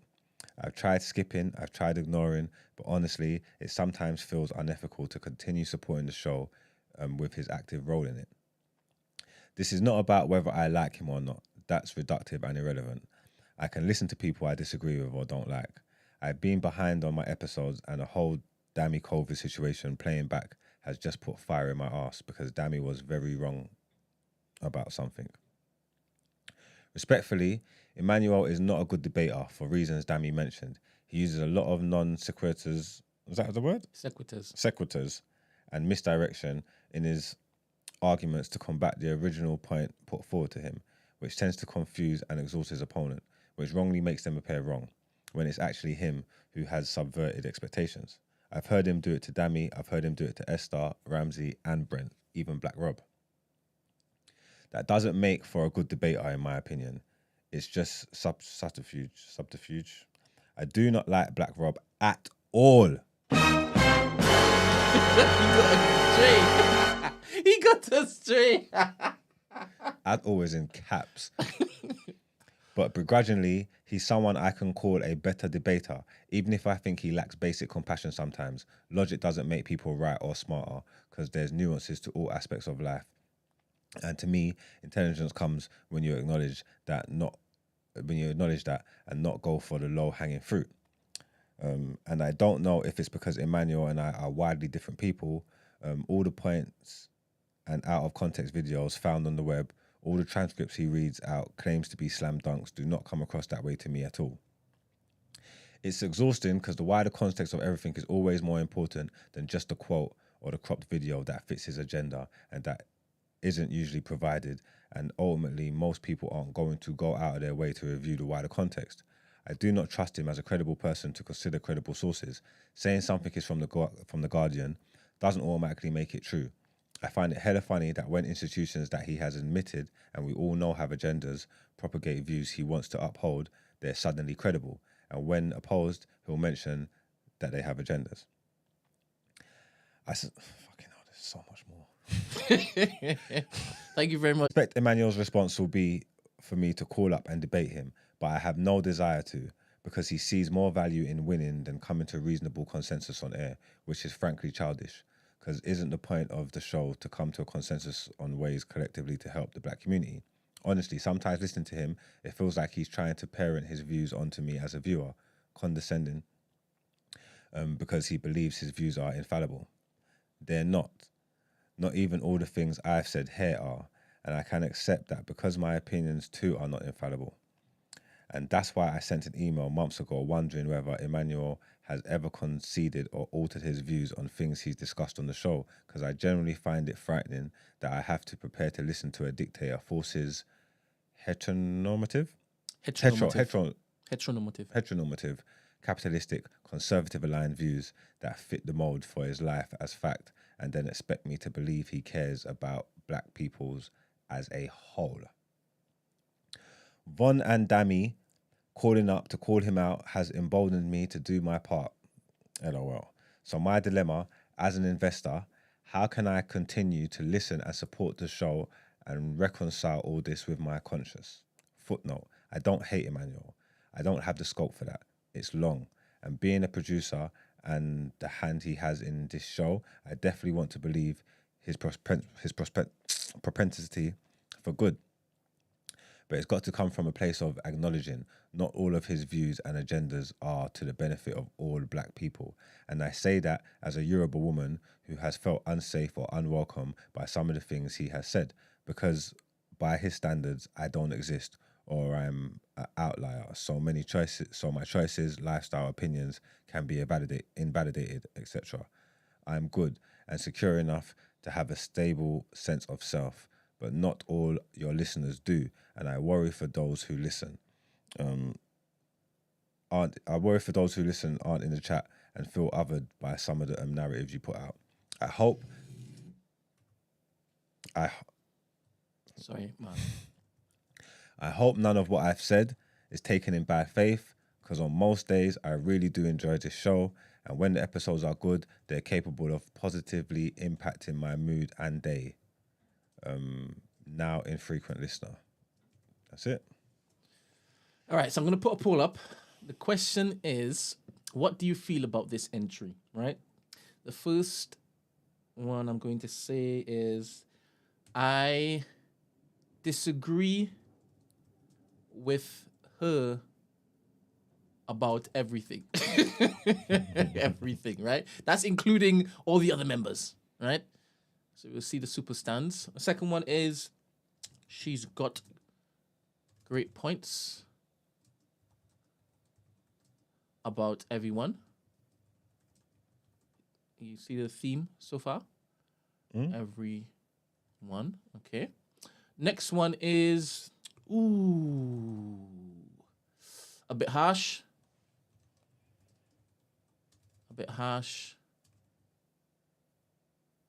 And the last one, I'm going to put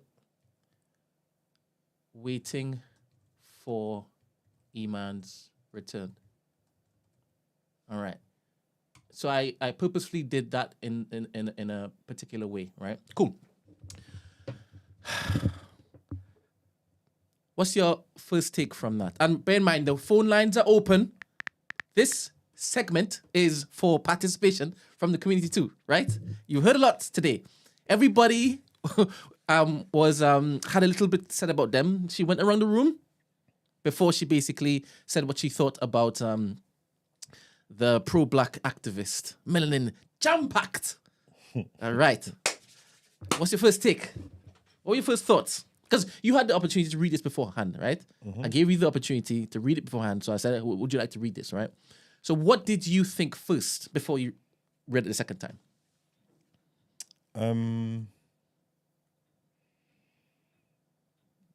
What did I think? Firstly, I just thought,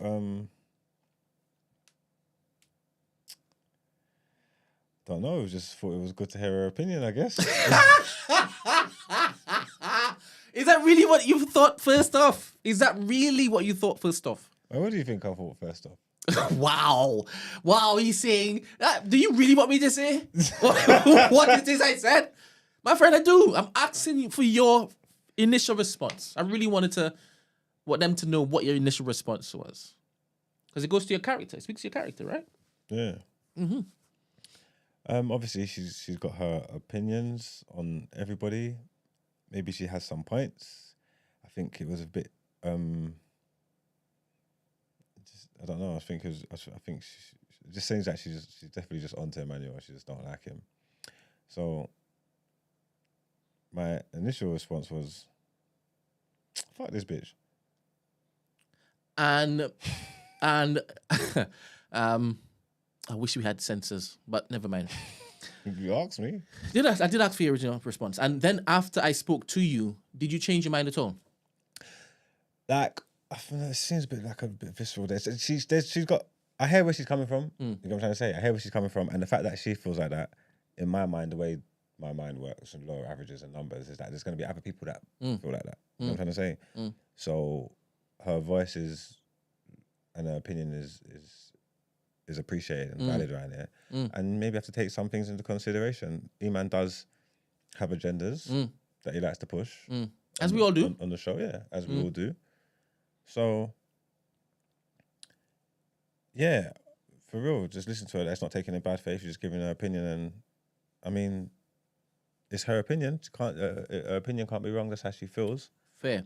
Now, Whether she's an investor or not, I see everybody who tunes in to TDA every day as stakeholders, right? It's just in different formats. Whether it is that you've bought shares or not, I still see your views as important. They're all valid because this is how you feel, right? And I love the people who actually call in and actually share their opinions with the wider public, right? And look to address certain topics or thoughts in real time. I really appreciate our callers, like really. When Demi called in, now Demi has obviously contributed before, and I love how he's measured, right? So I'll always have time for Demi. I'll always have time for people who I can see they have been patronizing us in different ways, and they do feel as though what we do here is important to their daily routine or their weekly routine. I always have time for people like that. It doesn't matter if it is you've invested or not. 100% you're a stakeholder. And I appreciate the fact that she also sent this in. Now, bear in mind, obviously it was anonymous, right? No, but in my head, now that she said she sent an email, I can tell who she is now because I remember that email. Okay. Do you understand? And that email was sent, I guess, with the thought that it was to me, right? And Iman didn't have access to it. I'm not sure if at the time she was even said, I'm not sure if Iman has access to this such and such, but has he ever da-da-da-da-da-da? So this is not I woke up one morning and this is what he was doing. She has tried, right? So I appreciate feedback. And I also believe that there are some people who believe every single last word that she says, but are still in the chat, still talking, still contributing, even calling up, right? But I guess for them, what he is doing isn't more important or powerful than the sum of everything else. Do you understand? But I can't also just say that would be the same for everybody else. And I can't even make it sound as though she's unable to do this thing that other people can do, right? Now, I would like everybody to listen to this, right? Emmanuel is a character on TDA. In the capacity in which TDA is running, he is there as a character, right? Now, obviously, when Emmanuel comes back, he's going to, have his own response to this. But it was important because I hope he writes a monologue.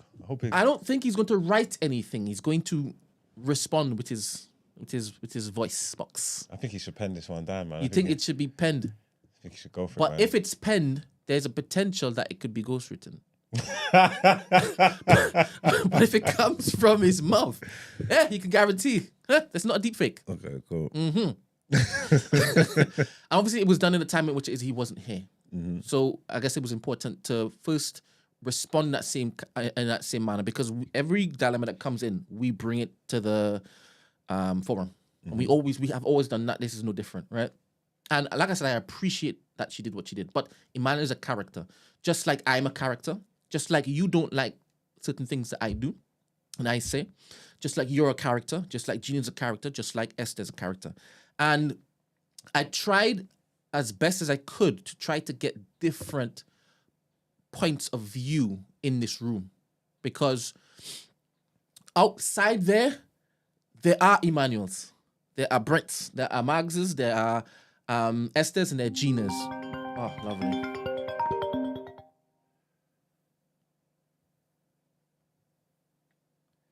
Good morning. Morning. How are you? What's your name? Oh, Bathroom Diaries. Bathroom Diaries. What are your thoughts? My thoughts are, well, with TDA, I've been listening since you guys started, right?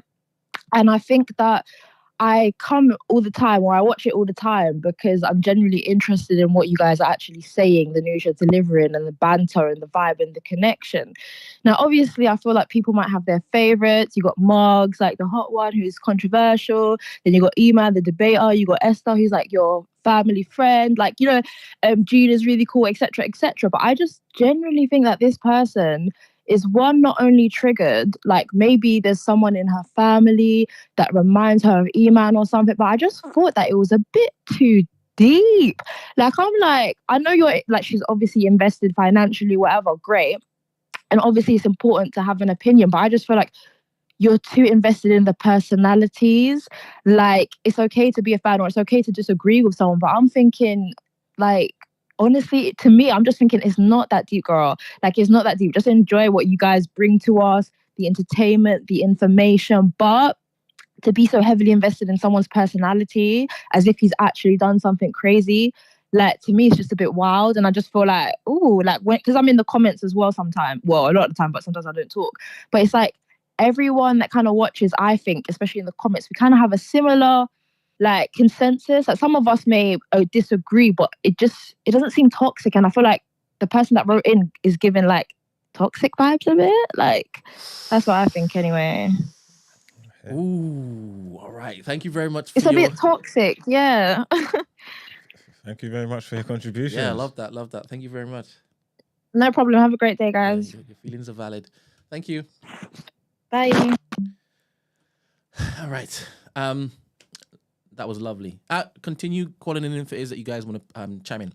So it was difficult even looking to get these particular voices in the same room, because naturally there's going to be some form of triggering with each person talking, right? When Esther's talking, the amount of guys going, right? When Margs talks, on both sides happens. Gina, not so much. I'm not sure if she triggers anybody. I don't know. Tapping throats. She does trigger when she gets violent. Me, 100%, I know I trigger people, right? And Emmanuel, 100%, we know he triggers people. So there's always going to be that element of, when I tune in, I am not going to like everything, right? What I want to make very, very clear, there needs to be a clear distinction. TDA is not TMB. TDA is one show on the network in which it is that we are building.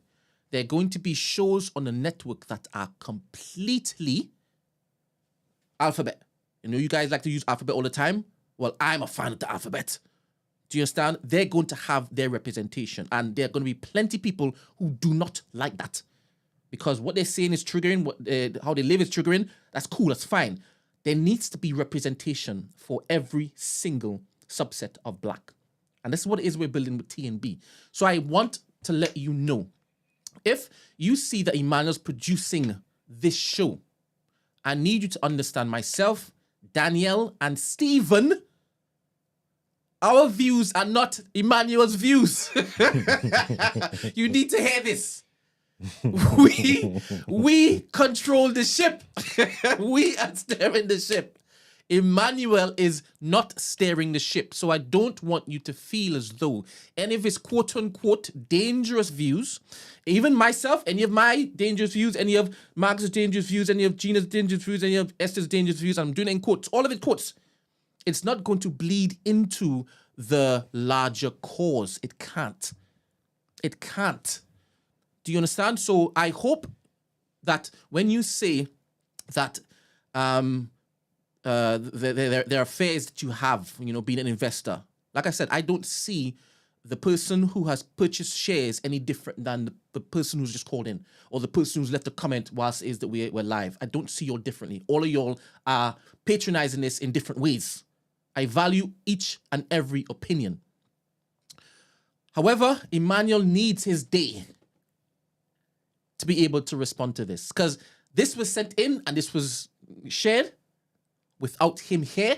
He needs to be able to respond to it. So I don't know if it is you will listen to that. Maybe you haven't done a good job conveying the scope of the New Black, because she's conflating the two. TDA the day after, just one show. Once we get up and running, we're going to have loads of shows. You know what I'm trying to say? Like, the plans for the New Black, the mission statement of what it is almost a separate entity. This is just a vessel. This is just a show of what we're doing, kind of thing. Good point that you're making, right? I will always put my hand up and say I could always do better. So, for example, if you are invested and you don't want to tune into TDA anymore because Emmanuel's there, you're still going to have so much benefit from the rest of the shows that you do want to tune into. And on our platform, you can tailor make, you can actually curate your own feed. So you can watch what you want to watch and not be triggered by what you don't want to be triggered by, right? So don't feel as though your investment was misplaced, because all you need to do is ride Emmanuel out a little bit longer. Ride him out a little bit longer, because I don't even know if Emmanuel's going to be changing anything. He has relied on these skill sets to survive, right? Whether in isolation or mixed company. And for a lot of the things that he does focus on that is positive, where he's not looking to, trigger other people in the process, he is a very, very good and important addition to this particular forum. 100%. A very vital cog to this forum. So 100% I appreciate your feedback and I always welcome it. But all you need to do is hang on. You know when Hodo said, hold on. Is that what Hodo said? I don't remember. Yeah. You know, it is, 'cause obviously it's well thought out and stuff like that, but you still have to question her level of intelligence. Talk to me. Well, there's a line here and it says, Marx has some of the dumbest takes.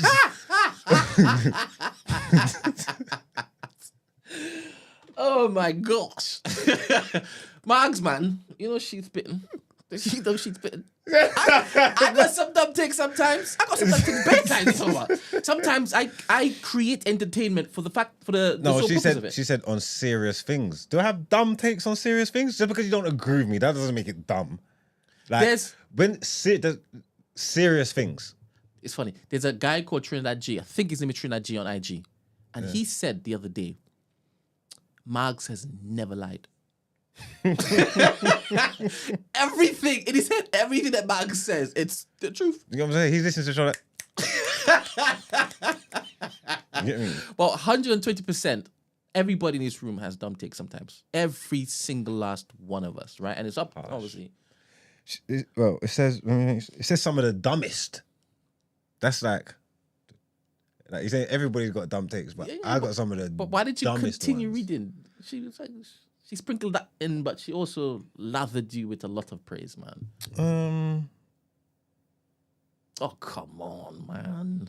I've got a base level of compassion. Oh, so high praise. You want some more, yeah? Such high praise. Thank you. Base level, which was surprising. Oh my It's god. underhanded and backhanded. I got a base level of what's the word? I got a base level of compassion, which is surprising.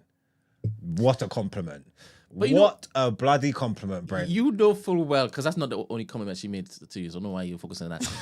You know that nobody likes negativity pointed out in themselves or mistakes or flaws. Nobody likes it. Do you understand? And we put it on the line every single morning. And I welcome it.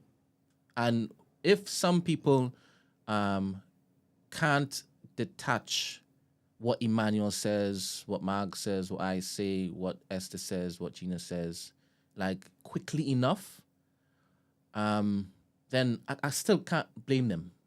I would just say, when you see Emmanuel's on the show, if you feel as though it might trigger you, then for that episode, don't watch it. Just don't watch it. And like I said, it's gonna come a point in time when it's a whole network of shows for you to watch. So, like I said, you need to just write it out, man. So is she essentially saying like she thinks he needs to wane it in a bit, or is she saying she believes he's lessening the thing product? is, she read him fulfilled. Huh? She read him fulfilled. The things that he does, and it's evident a lot. And I also told you do the same thing too, right? But you are not Yoruba. You understand? You are not preaching black power, black power, black power. This is the greatest thing this is what we need to do in order to basically foster great growth within the black community. Remember, he's coming from a point of view where he's supposed to be emotionally intelligent with everybody that he's supposed to be representing. Every single last one. Do you understand? And that's not what you preach. So if that's what he's saying 24/7, and he's talking about polygamy, and he's talking about gender roles, and he's talking about certain things, right? Yeah. It's contrary.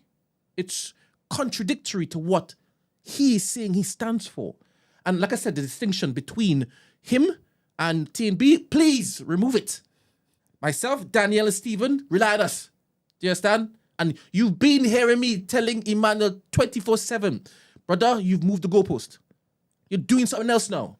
With the Kanye West thing, this is what you were doing. You can't look to basically gaslight me and know the whole world. This is you. It's not your brand. Now, bear that in mind. Let it now be his jacket. So the person who wrote in, have that reconfigure your mind to know that that's his jacket. So try to just see each time he talks and it goes awry to the point where it might be triggered, just know that's his jacket. He can't be anything other than that. And I know that you've lived in this particular world where you have met certain men like him. And you said you wouldn't chill with Marks, you wouldn't chill with Emmanuel. Good. But let that be his jacket. Let that just be his jacket. Yeah, he needs the E-man needs the flow, man. He's got to come back. Yeah. She said something about, I know to him I don't exist and all that. I don't understand what kind of person she's trying to paint him at. No, she might be saying that if you're saying that you're protecting the black community, you should love and want to basically protect all of the black community and not just the ones you feel should live a particular life that you saying is progressive to the black community. Do you understand? So that particular, she might be in one of those particular pots that he don't really wanna. Do you understand? Yeah. So I'm just like presuming here. It might be completely awry. I don't know. If she's gonna send me a follow-up message. I don't know. But just so you know, myself, Danielle, and Stephen, please listen carefully. That distinction needs to be heard. We don't know that at all.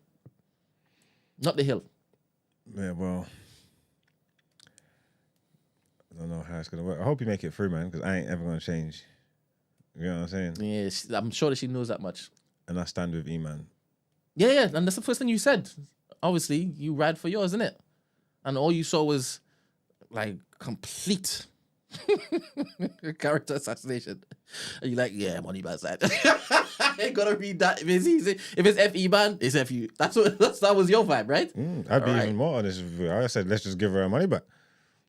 And that's why it's me, Danielle, Steve, when it comes to this.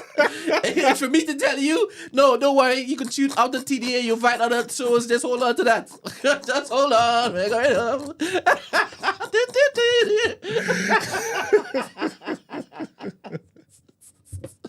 All right. Nobody else wants to call in cool. When Emmanuel returns, if he wants to respond, he will, because, he has his right to respond or not to respond, right? Well, and everybody seems to think that he will because of his character. He might flip the script, or he might be exactly the same as yesterday.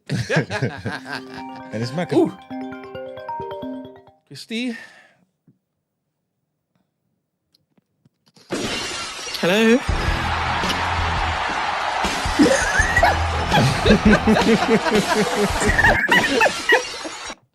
Good morning.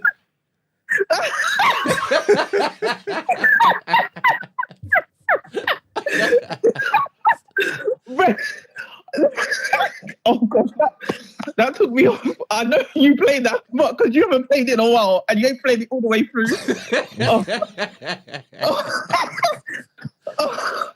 Oh, that got me. Oh gosh, this has been so entertaining. That email. Oh, can I make a confession? Go on. I need to make a confession. I cannot lie. Yeah. Before TDA became a thing, this is towards you, Mugs. I don't know if I've mentioned this, but maybe not in so much detail. But I'll say it now. That take that she had, 100% had that take about you. I don't know. A lot of people do. Yeah, I can't lie. Ask Brent before TDA. Don't say ask Brent, because he could be like, bro, why you tell me that? I'm thinking everybody. You know everybody thinks about me. You know what I mean? I don't have to tell you that. Now I know there's loads of people out there that think I'm an absolute idiot. Before TDA, I can't like her take about I'm like on the everyday my normal time. I didn't come across a Mugs, and anytime I would see a Mugs or see Mugs come up on my screen, I cannot lie, I'd be like, I'm not doing this. I'm not doing this. So the fact that you've actually won me over, Mugs, you should actually be very proud of that, because I can't lie, I don't be swayed. I don't be swayed. I don't get swayed. It's because you don't know what you don't know. Anybody who don't like me don't know me. Once you get to know me, it's different, isn't it? So I can't blame people. I can't blame people for thinking stuff. It's because it's my own doing. I do act a fool online. Yeah, because I don't take in, I'll 100% say I don't take in no behavior content. That's just not for me. Sorry, it's not. So that's for the killies. I'm not a killie. So it's just not for me. So therefore, I only saw you out. Obviously, I saw clips and stuff, but I only saw. So I kind of maybe get, but I feel like given the fact that you've been on TDA, I feel like it's actually giving you good PR, to be honest with you. I think it's actually showed your progression. So I'm quite surprised that she probably I guess maybe she's still looking from a certain lens. So maybe that's why. Because I think he's actually given you much more of good PR and actually showed a progression and showed, I believe, your actual sides that actually goes more than what you show on no behavior and all that kind of stuff. So I could maybe hear it then, but how she's going on E-Man and stuff, as Bathroom Diaries said, I think she's triggered. She's 100% triggered. I feel like, as Bathroom says, something E-Man has or said or whatever is making her feel away. And I guess this is why it seems personal. She didn't say it's not personal, but it's 100% seems personal. So clearly, Iman must remind her of someone, and because she's mentioned key words like Yoruba, outlier, and stuff. Yeah, as a Yoruba outlier. It seems like what I'm gleaning from that. She's not, I guess, the typical Yoruba woman, because she said like I'm not. So cause for someone like me who's Yoruba woman, I'm a stand with Iman, so Iman don't affect me. And the fact that she used like heteronormative views and stuff like that. So I feel like there's an aspect of her that feels like she's not obviously the general. She's not. She's. I guess maybe she feels othered. That's what I'm getting. Maybe that's what I'm getting. I feel like she feels othered, and I guess where she says Esther and stuff like that, because Esther's also pushes back on certain points or whatever. So I just think personally, I think she needs to go and heal. Personally, for me, she needs to go and deal with that in the back. She needs to go and deal with that in the back. I think that is what's leading that kind of, because I heard a lot of visceral, to be honest with you. That wasn't just I don't like when Iman, because Iman's gotten critiques and people written in, but it hasn't been to that level. So I feel like there's 100% something, it's stirring up some issues for her, and it's manifest, and it's kind of just, she's felt the need to just manifest it in that kind of way. So I think she needs to go do a kumbaya with somebody. Question though, Christy, if a man is saying that he only cares about the plight and progression of the Black community, and he loves all of us, how is he supposed to present himself in discourse? How is he meant to present? Yeah, but I feel like, but Iman is trying to. I guess he's more of a representation of the traditional. So when you say how does he meant to when he's for all, I still believe that he's for if the Black people are going to progress, there needs to be Black family, this, that, and that. I feel like he's coming from that aspect. So. Okay. I guess if you're not for the traditional, that's gonna rub you up the wrong way. All right, lovely. I love that you've said that because me saying that she needs to basically just see Emmanuel as that's his jacket. there are different types of people who would say they love the black community and they want the best for the black community, and Emmanuel's one of those. Mm-hmm. Do you understand? She needs to see him as one of those. And that's why it was important for me to say that I'm another person. Right? And in this thing that we're building, me is here, Emmanuel is here.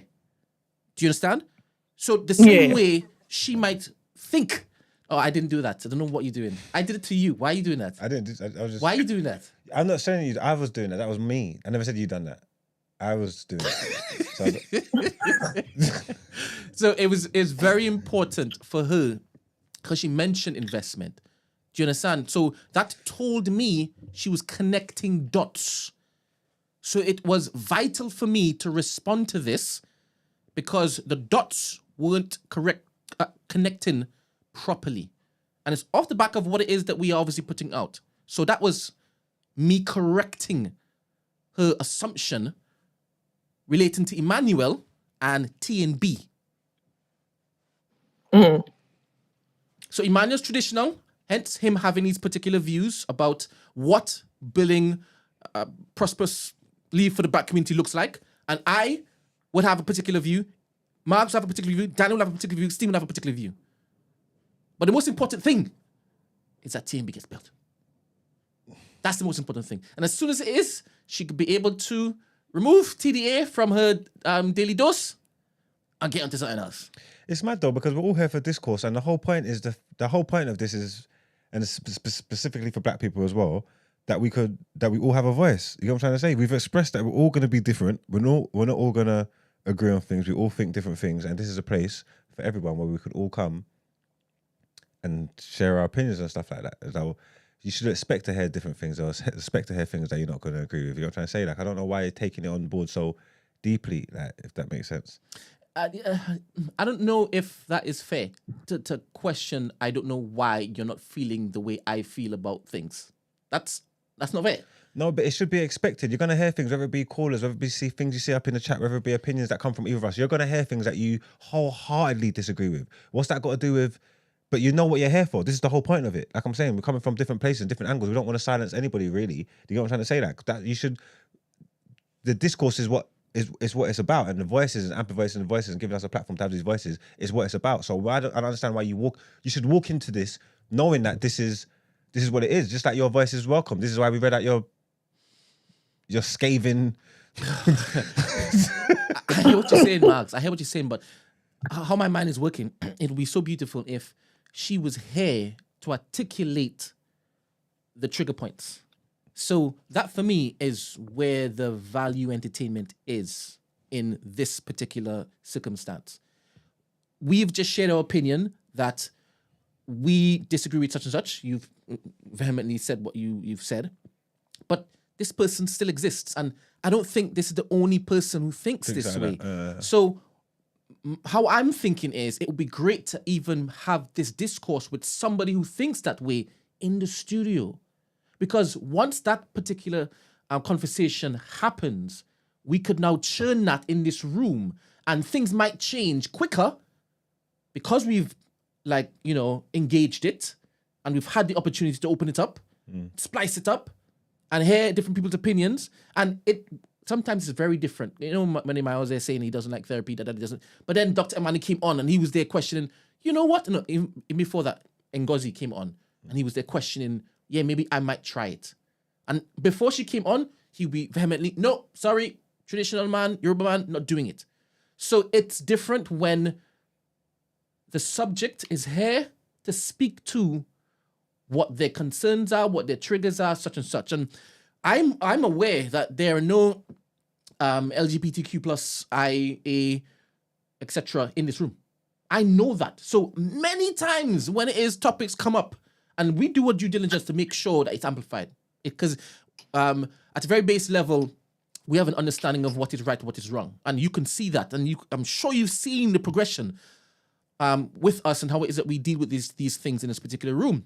But I'm conscious that there's not one here when it is we talk about certain things, especially when we talk about other things, like when we talk about women and it's only men in the room. I'm aware that they're not here. So it'll be perfect. The ideal thing is whatever we're talking about to have a representative, an expert representative in that, but it can't work like that all the time. Yeah. It can't work like that all the time, and that's why we have to basically build infrastructure for that to be possible. So the best thing that all of y'all could do is what? Put the funds in. Help us to build that particular world you want. Invest. You understand? Help us to build that world that you want. This dreamland. Help us to build that dreamland. You understand? It's on you. Take accountability. It's on you. It's on you. Build the world you want to live in. Build the world you want to live in. Yeah, I think she needs examples though. I would like to know what the examples are because it's like she's been specific up to a point, like, but she didn't really come with the examples. Yeah. That's what I'm saying. It would be great. She says she has absolutely no intention of debating this with E-Man. So. Maybe she doesn't like conflict. Do you understand? And she knows she thinks what E-Man's going to do is that thing that triggers me to high heaven. Do you understand? He's a constant. It's taxes, death, the sky is blue. There's E-Man. Man's the poo father, and then E-Man is E-Man. Yeah, You understand? He'll make her head explode. Precisely. He'll be so condescending as well. He'll throw critical thinking in there. You know, he's like, all right. Hey, listen, He's like, all right. He'll go to work. He'll cook her up. So nobody really wants that. You know, that's why I said I rate Demi, I rate Rob, I rate Von, I rate Fanan. Sometimes he used to call in. Fanan used to call in. Fanan don't do that no more. Rather wake and bake. You know, he wants peace. Fair enough. Fair enough. He realized the constant, so he's like, yeah, I want peace. Fair. But I rate that because me, myself, I know sometimes when people talk to me or argue with me, it could be frustrating, right? Because I have this thing where Brent, you be lying on people's names, right? I need the context, and I can't move on to the next point until that's exhausted. But it's only on my terms. You understand? So if I'm like that, and I know this 100%, I could be like, yeah, I could tell why it is that people are annoyed, not just when they talk to Emmanuel, but when they talk to you too. Just like, because there ain't no way you're leaving this particular conversation without rattling the other person. Absolutely. You're going in and thinking, yeah, I ain't leaving this with you alive. No way. So next time you don't mention my name. Don't mention my name. That's you. You understand? Anywho, Christy. Thank you, man. Oh, hopefully I see you on Tuesday. You will. All right then.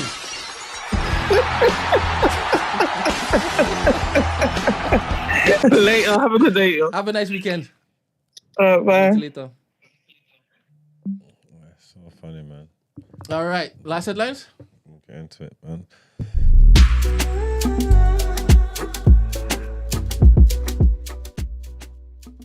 Don't think about it. Yeah, When I actually do think about it. Yeah. He's like, am I Drake? Am I Drake? What? I thought you my brethren. What? Not to knife in my back. Yeah, I need to do some market research. I need to get I want to get some kind of number so I can get like a ballpark and wonder like how many people it actually is. I know it's a lot. Yeah. It's a lot, innit? Yeah. All right, the results of the polls. The question was, what do you feel about this entry? 34% say wait for Emmanuel's return. 27% say she's got great points about everyone. 20% say, ooh, a bit harsh. And 17% say, I disagree with her about everything. All right. So she's spitting more than she was chatting last, man. There was points. She had points there. I think the only Points were made. The only one that was wrong was about me. I'm not sure. Big up her, man. I hope we get a follow-up.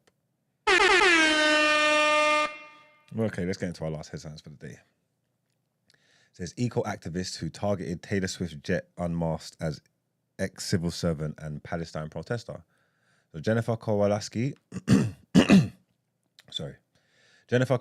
and Cole McDonald were arrested on Thursday morning for criminal damage and interference with the use or operation of national infrastructure after spraying orange paint over the planes at Stansted Airport. Kowalski has a history of taking part in disruptive climate protest, while McDonald was arrested for blocking a road in support for Palestine. Kowalski, 28, has been arrested several times for her climate protest and pleaded guilty to a breach of the peace for smearing red paint over a government building in Edinburgh in 2022. Just a few months later, she was detained again in London. Less than a year after that, she was hired in a £40,000 per year job as a sustainability manager for the Department for Work and Pensions, raising questions over the department's hiring practices. LBC has contacted the DWP for comment. Just Stop Oil said that Miss Swift's jet had been parked at Stansted shortly before they launched their protest. Kowalski said in 2022 interview that she was a big fan of Swift and wanted to convert her to the climate cause. Kowalski was part of a group of activists who painted blood on their hands on a building in Edinburgh where around 3,000 civil servants work, according to Scottish media. We say they want to question the kind of people that the DWP are hiring. Are they essentially saying she's a bad person because she's like trying to save the planet? Do you think that's fair to say that? Well, she should not be allowed a job because she protests. Mm. Don't we have the right to protest? Even though it's just criminal damage, though. It's peaceful process we've got the right to, innit? Is that harsh? Oh, of course it's harsh. Okay, cool. I wasn't listening to the headline, so I don't know what I'm saying, because it is... Next headline. The delegates announced 1.2 billion in funding to produce vaccines in Africa. World leaders, health groups and pharmaceutical firms announced 1.2 billion in funding to produce vaccines in Africa at the Global Forum for Vaccines Sovereignty and Innovation in Paris on Thursday. The COVID-19 pandemic exposed gaping global inequities in access to vaccines, including in Africa, which is facing numerous health crises. Speaking at the gathering, French President Emmanuel Macron said the African Vaccine Manufacturing Accelerator would be an essential step towards a genuine African vaccine market. Africa produces only 2% of the vaccines it uses, and the goal that we have set is that by 2040, that production is increased to 60%, he said. A recent resurgence of cholera in many parts of Africa have highlighted the need for more local vaccine producers. Also at the forum, the Gavi Vaccine Alliance, which helps distribute jabs for more than 20 different diseases to poorer countries, announced it is hoping to raise 9 billion for its vaccine programs. And our last headlines. Chad joins other countries in eliminating sleeping sickness. Chad became the first country in 2024 to be recognized for eliminating a neglected tropical disease, becoming the 51st country globally to achieve this milestone, according to the World Health Organization. This milestone marks the halfway point towards the global goal of 100 countries by 2030, one of the 4 major global targets set by the 2021-2030 roadmap for neglected tropical diseases by the WHO. I congratulate the government and the people of Chad for this achievement. It is great to see Chad joining the growing group of countries that have eliminated at least one NTD. The 100-country target is nearer and within reach, said Dr. Tedros Adhanom Ghebreyesus. Sleeping sickness can cause flu-like symptoms initially, but eventually cause behavior change, confusion, sleep cycle disturbance, or even coma, or often leading to death. Improved access to early diagnosis and treatment, as well as surveillance and response, has proven that countries can control and eventually eliminate transmission.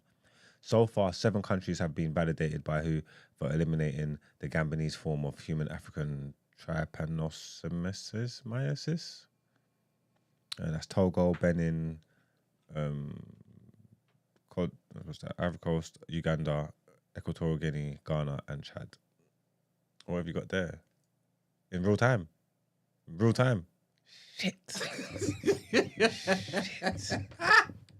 Oh, God damn. Yeah.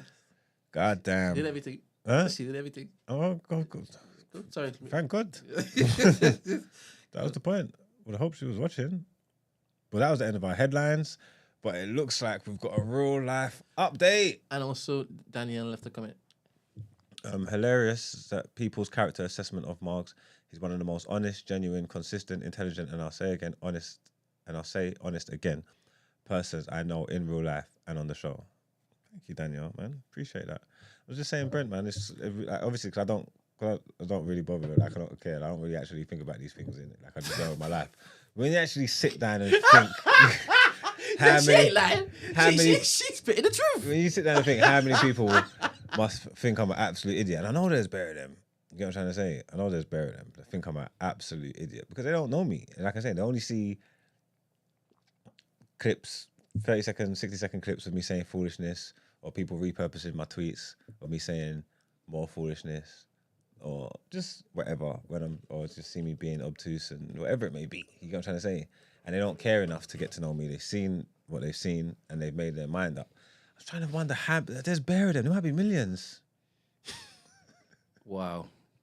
that dislike me, but you know what I look forward to. To be honest, you're right, because the amount of trending clips that reached millions and they've said that guy is a wallet. Yeah. 100%. Yeah, you're right. yeah, You're yeah, right. yeah.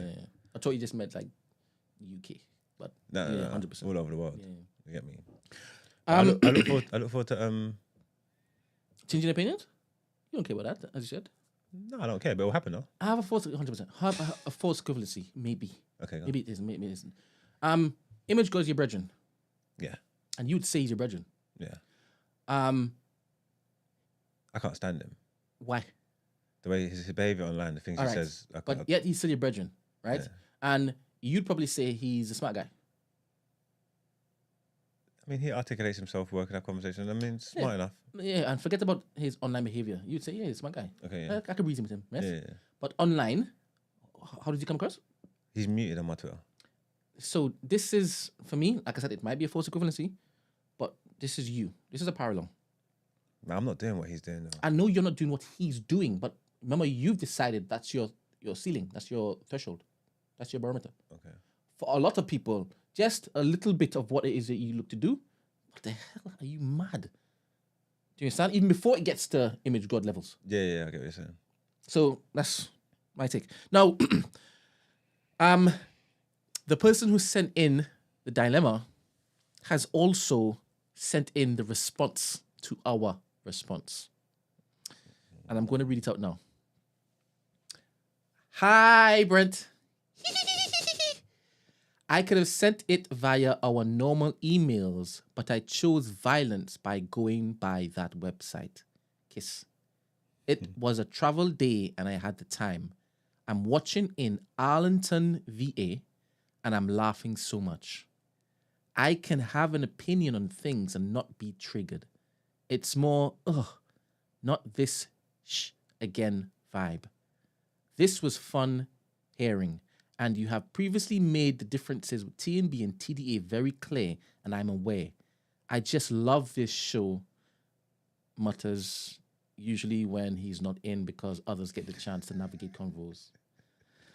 I have no qualms about being an investor at all. I just needed to make it a dilemma to send it in. Love you, Brent. Then there's the next follow-up. I really hope my message has come across as a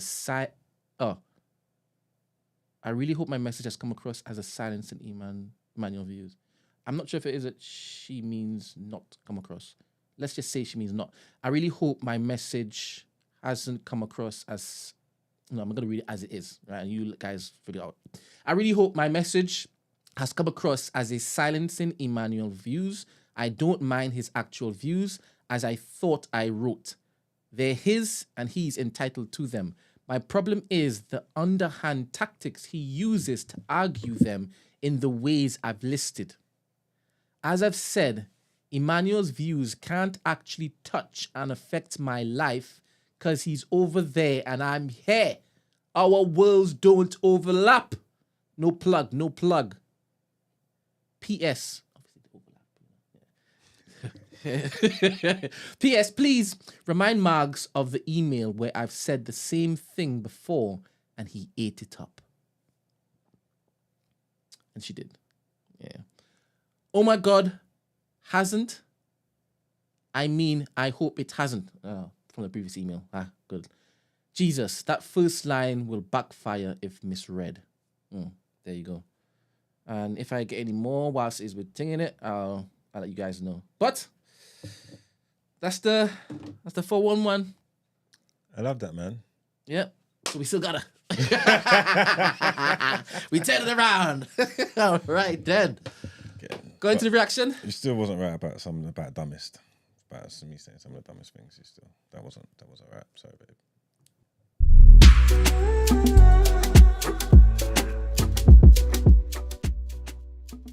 Done. So it could be cool. All right. Welcome to the reaction, where I read out your sports headlines. And I don't have any really. Obviously, there was games. That says today. Was that early hours of the morning? Copa America, Argentina beat Canada 2-0. Yeah. Okay, cool.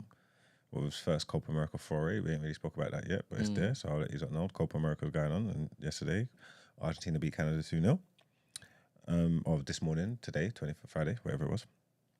Yesterday, there was a few games on. So it says Slovenia and Serbia drew 1-0. Denmark and England drew 1-0. And Spain beat Italy 1-0.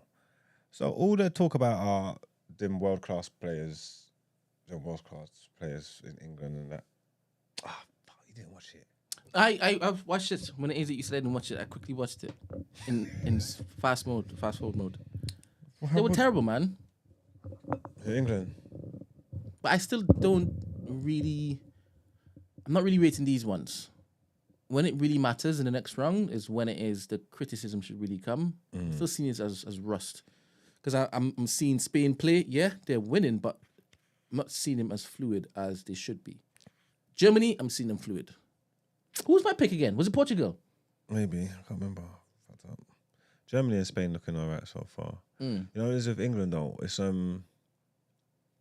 just you don't have to be good to win the tournament. Yeah. You know what I'm trying to say? You get me? You just need a little luck with results and picks. I mean, your route to it and stuff like that. You could be a bad team. You don't have to be the best team to win the tournament, especially in cup formats. Like, you know what I'm trying to say? So all hope ain't lost.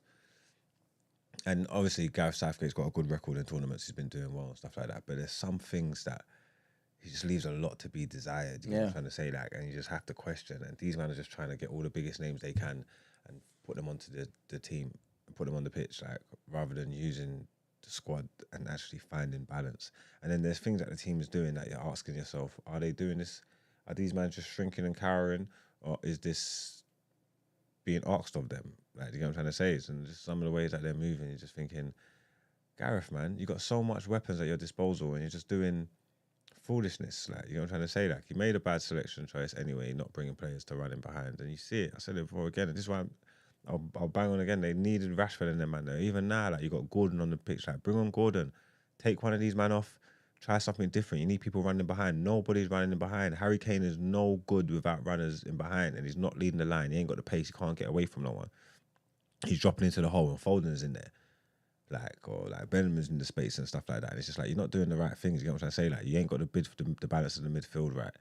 Like, there's just a lot going on. Every time you score a goal, you put up the handbrakes. Every time you take the lead, you can't add to it.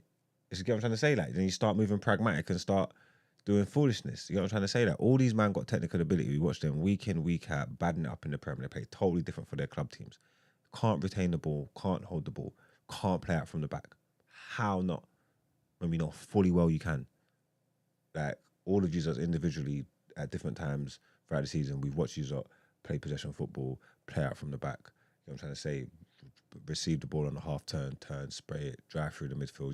We know you can do all these things. We watch you every week. And for whatever reason, you get in the England top and it doesn't happen. Yeah. And I don't know whether these players need to take more accountability of their performances or Gareth's telling them to do this stuff, but he's got to fix it. He's got to stop persisting with Trent in the midfield. He's not a centre midfielder. You know what I'm trying to say? He's not a centre midfielder. Foden shouldn't be playing on that left. You know what I'm trying to say? Man, act like he's this and he's that. He ain't. What the hell has he done in the England shot? Like, you know what I'm trying to say? Like, it doesn't. Like, some of these things don't matter. Even with like Trent saying like he needs to be there, even if you want to play him right back. What the hell has he done in the England shot? You need to get with your performers. And I'm trying to say what they do in the tournament matters. And that's why I always will big up Harry Maguire, because it doesn't matter what you think about him or what performances you see him. When that shirt goes on and it's tournament time, he turns up. You know what I'm trying to say? And that's why he should play, and he would be playing if he was there. So the same way he shows loyalty to to players like that and Maguire as well, he needs to like hold the other players to the same standards. And if they're not performing and not doing their thing, he needs to be prepared to bench them and try somebody else. You know what I'm trying to say? And try something different. And if you ain't got players to run in behind Harry Kane, he's almost useless. You know what I'm trying to say? Obviously, he nicked a goal, but when Ollie Watkins came on for that thing and he's because he's turning and he's running in behind and Jude Bellingham slipping him in, that kind of stuff didn't happen. That kind of stuff's not happening. You get me? The gaffer's just he's actually whack.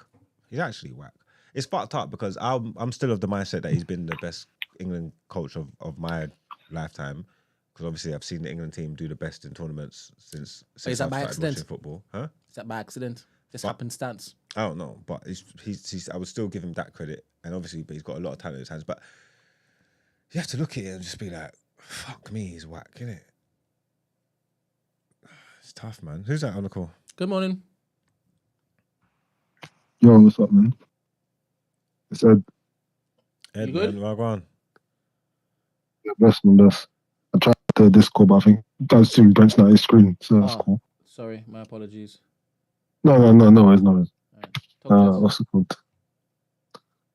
Yeah, man, just, piggybacking off what Marg is saying, innit? What's the old square pegs, round hole, that saying, innit? That been doing this from, 20-something years ago when Charles Lampard was in the team, innit? And they were trying to squeeze all that in there just because they're all big name stuff. It's just like, I get Foden's cold, I get Trent's cold, but I'm like, bro, they don't fit how you're trying to play. Doing it. You get me? You long ball, you're playing counter attack, but then you got all these men who want the feet, come short, don't run in behind. It's like, what are we doing? You left all the men who can play counter attack and play long ball at home. Like, what are we doing there? It's crazy, and all you have to do, sorry to cut you. All you have to do is a simple tweak here. Yeah. Play, what's his name, Wharton or whatever. Put Wharton in the six, because we've seen he can receive the ball on the half turn and do it with his back to goal, and he can put good passes. Put Wharton in the six, free up Declan like what Arteta done. Take off Foden. Put Gordon on, because he's gonna run in behind and be direct. Because Saka was trying it, doing his bits. You get what I'm trying to say? Then you got two people either side of Kane that's gonna make them runs. Then he can come and get on the ball, play them passes. I think they'll be way more threatening, have way more control over the game as well. It's simple. I'm not even a gaffer, and I can see that. Fam, it's facts. Even defensively, the way they don't even build up, bro. Like, you've got John Stones talking about this like generational centre back with his feet. And man, just hoof it up there. It's like, bro, if you've got people who can come push the ball, let John Stones take the ball forward and push up. And that's what's weird. We're talking about playing that from the back here, but there's times when he's got the option where the passes are on, but he's still hoofing it. Yeah, fun. All that sounds like instruction from the gaffer, though, as well. This is what the problem is. Yeah, that's what I'm saying. I don't get, like, if Southgate was going to clearly stick with the player he wants to play, like, he's been playing this way, that's fair, that's fine. Done the way he plays. Whether I like or not is a different thing. But he's been playing this way. So why are you not bringing players that play your way? Like, even if I don't like Henderson, I don't like Calvin Phillips, I don't like none of them, man. But clearly you want to stop that them man are there. Why are you not bring them? Like, you know what I'm saying? Like, what are we doing there? Like, you clearly playing like Sterling there, but why do you not bring them? Like, what are we doing? Like, it's just like, it makes no sense. Like, bring the players that suit what you're trying to play. Like, why are we take all these players who don't play that style? Like, I watch Trent, I watch Foden, I watch Kane, all these men week in, week out. None of these men play that way that you try to play. Like, either adapt to how they play or bring the players that play your way. What are you doing? It's mad. What do you reckon? Do you reckon they'll go far in the tournament, or do you think this is a bad sign? Because a lot of teams that start slow usually bring it together and get momentum and stuff like that. And again, it's a cup. It's essentially a cup team. Like, you don't have to be a good team to win cups. Look at United. We won cups the last 2 years in a row. Yeah, I've seen that Greece team, whatever it was, 20 years ago, winning it. So you ain't gonna be the best team. You can fluke your way there, but on paper, the second they face anyone good, if they're gonna keep playing the way they're playing, the second one good, they're gonna get cooked. Like, He's got to try that something game. different. He's got to try something different Yeah, in that last game. Because they're through already anyway. Yeah, innit? no. They topped the group and I think they're through already. So, Basically. yeah, so he has to try something different in that last game. He has got to try a new midfield, 100%. I don't think it's a Conor Gallagher thing. I think it's got to be more. I think Shaw's coming back. I don't want to see Kobe in the six because Declan's not doing it in the six for me. I want Wharton to play, but I don't think he's gonna get minutes, bro. I think Wharton's just there to be like just there, like he's just gonna be one of those people. ones. Declan's not doing it in the six. It's been 2 games. He's not doing it in the six. Colby, But I don't want to see Colby there. Don't want the kid to get scapegoated. I think he's better. With a bit more freedom. Obviously, he's been played there throughout the season and stuff like that. But I don't think that's actually him. He's a bit more dynamic than that. I don't want to see Colby there. From the player profiles that they got, Wharton's the one. Just put him in the six. Let him play the ball. Let him pick up the ball from the centre backs and play. Rice can bomb on. Bellingham can move. Like, do you get what I'm trying to say? I just want to see something different, man. That midfield's not working. I wanted to see if he's got the balls to drop Foden, man. Because I don't understand. I'm watching him. He's just not running behind. He just keeps coming in, cutting inside, and coming into that 10 role where everybody is. It's just all congested and there's nothing there. You get me? You would think that maybe Trippier could overlap on the left with the space, but he's not even left-footed, so it's not natural for him to be doing all that stuff anyway. Like, it's not working like how you're planning. I don't know, man. This guy got meaty tactics, man. yeah, man, no, I can't. Yeah, I can't with the guy, bro. Like, yeah, best pray Ten Hag survives the winter, because that man will be there lurking. You get me? God forbid for you. What, Southgate going to United? Yeah, you know, what's it? His best friend's Ashworth, isn't it? If they saying it. So. From them first 2 games, Ineos can't do that. I think their man should be checking the temperature. They know what people want. I don't think, even though I think they put it out there just to put the feelers out there, just like what they done with the flipping Greenwood thing and just seeing the response. I don't think they're going with that first. He ain't done nothing. He ain't done nothing to show that he deserves that job, unless it's there on a nepotism thing for real. Like, that don't make no sense. They'll definitely be better off with Ten Hag than fucking Gareth Southgate. Guys are wild. But yeah, thanks for your call, Ed, man. Thanks, Ed.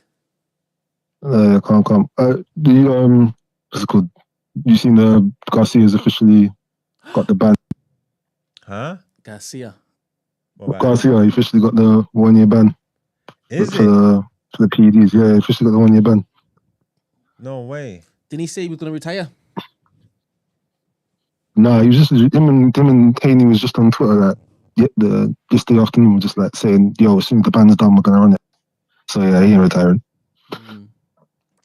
These men are sick, man. These men doping these bosses are crazy, man. I don't understand why they bother doing it in any of these sports. I don't even understand why you did the doping thing, because it's not foolproof. Everybody gets caught in that. So like, I don't understand why. I don't know. Unless it was an accident or whatever, I don't know. But yeah, that's sick. Ryan Garcia's sick. Sick for that. Tainting his victory. Fucked up. But yeah. All right, cool, man. That's the end of our reaction, man. Thank you, Ed. Easy, good. Good. Let's get into Done Out Here.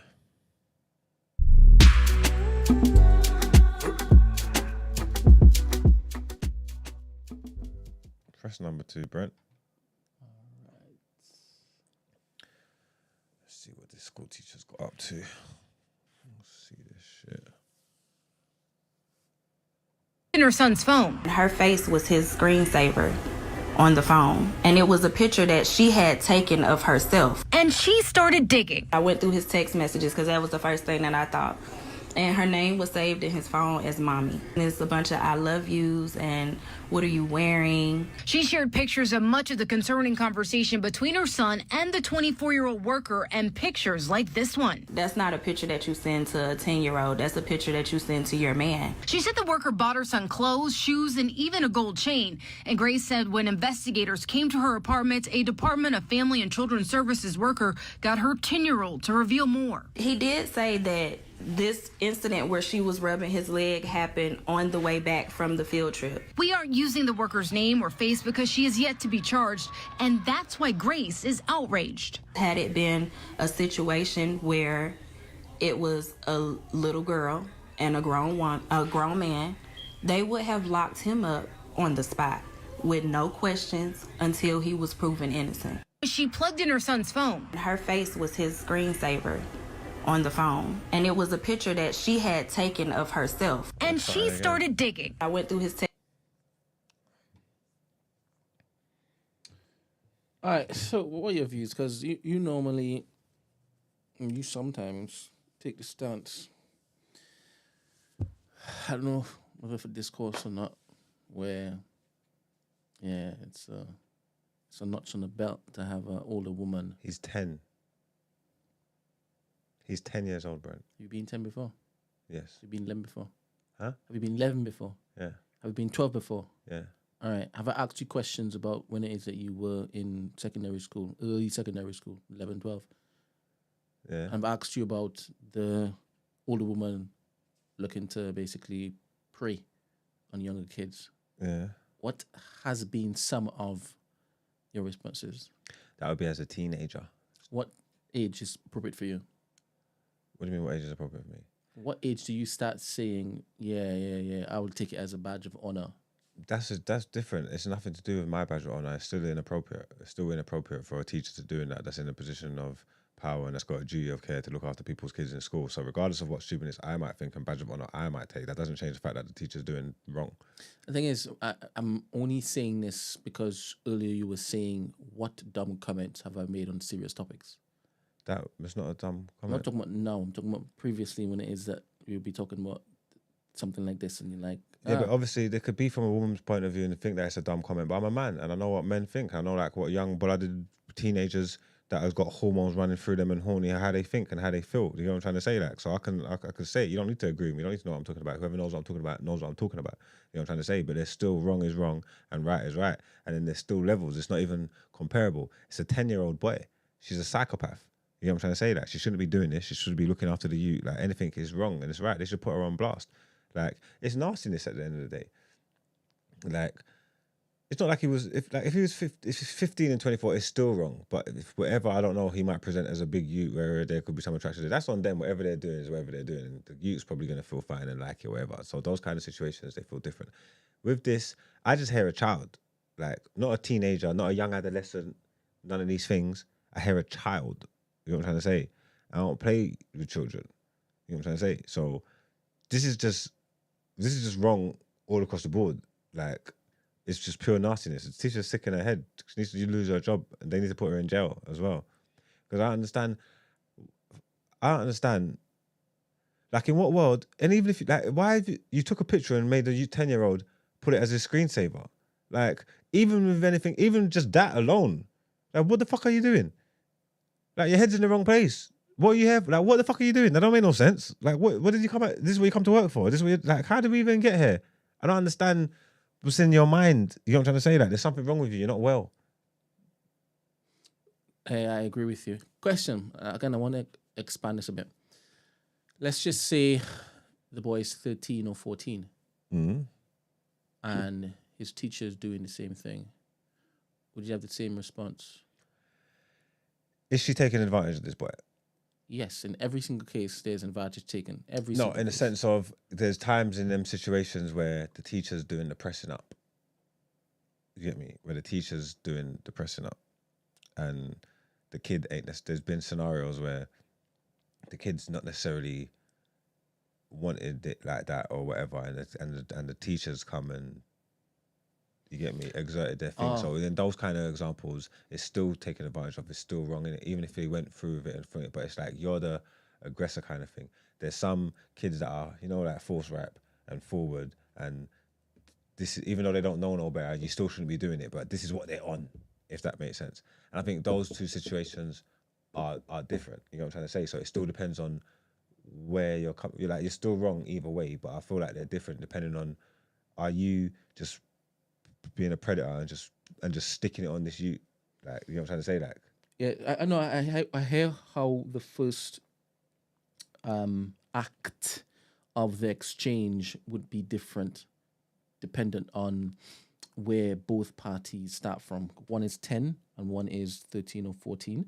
One is not engaging in catcalling the teacher or Mrs. da da da, and the other one is, right? I hear that. But at this point, this stage, this is an after the fact information gathering now. We've now, it's in hindsight now, right? And in each case, the teacher still has a responsibility to basically have the same response With both of them. with both of them. Yeah. Both of them will still be called a predator. in my head. Yeah, You understand? 100%. Doesn't matter about the different factors or elements to begin with. Yeah. The position that you're in, you still call a predator. Because if you switch that particular scenario around, again, the guy is still called a predator. Do you understand? Yeah, I said, and that makes sense. Me going back to being 14 years old in secondary school, and whether me being the one that's doing the catcalling and all over the teacher and me wanting it, you get me? And even though I know what I'm doing, even though I don't know what I'm doing because I'm young, but I still, as far as I'm concerned at the time, I know what I'm doing and I'm on this and I want this. I might even be sexually active with myself anyway. You get what I'm trying to say? That's like, from my personal point of view, it is a notch on my bedpost. I'm happy, more power. I done it. I got it done. That doesn't change the fact that that teacher's wrong and being perverted. You know what I'm trying to say? That two things can be true at the same time. Now jumping to you as a parent, and it's your 14-year-old boy who would have the same thoughts as you, notch on my bedpost. How are you responding to that boy when you find out? Your son, when you find out, he brings this information back to you. You find out that the teacher, he's slammed up the teacher. How are you responding to your son, and how are you responding to the teacher? Well, I don't know, but obviously I have to contact the school and let them know what's going on. The teacher's taking a piss. But I would also, regardless of whether my son was taken advantage of or whether he was the one doing the thing, yeah, I'd still, as the dad, as the parent, be onto that teacher. You know what I'm trying to say? I would sleep easier knowing that he's a deviant and he's on fuckery and badness. You know what I'm trying to say? I'll sleep way easier rather than thinking he was an innocent little kid and she just come and patterned him up and manipulated him and rest of the time. That weren't his mindset. You know what I'm trying to say? That would fuck with me way more. Either way, I need to go and deal with this teacher because what you're doing is wrong. You know what I'm trying to say? And then obviously it's not just about my youth. How many of these other youths are you slamming? Like, what of these things are you doing? You need to be stopped. You know what I'm trying to say? Fair. I agree with everything you're saying. I hear everything you're saying. Now, what are you saying to your son? What was she saying? No,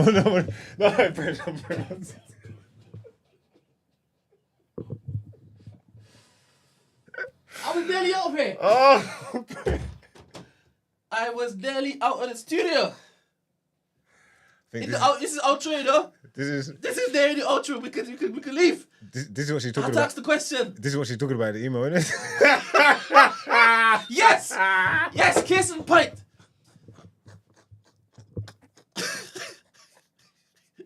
Close case, Johnson. You know what? I'll make you right, man. Sorry, baby. All right, let's go to the outro. Let's get to our outro, please.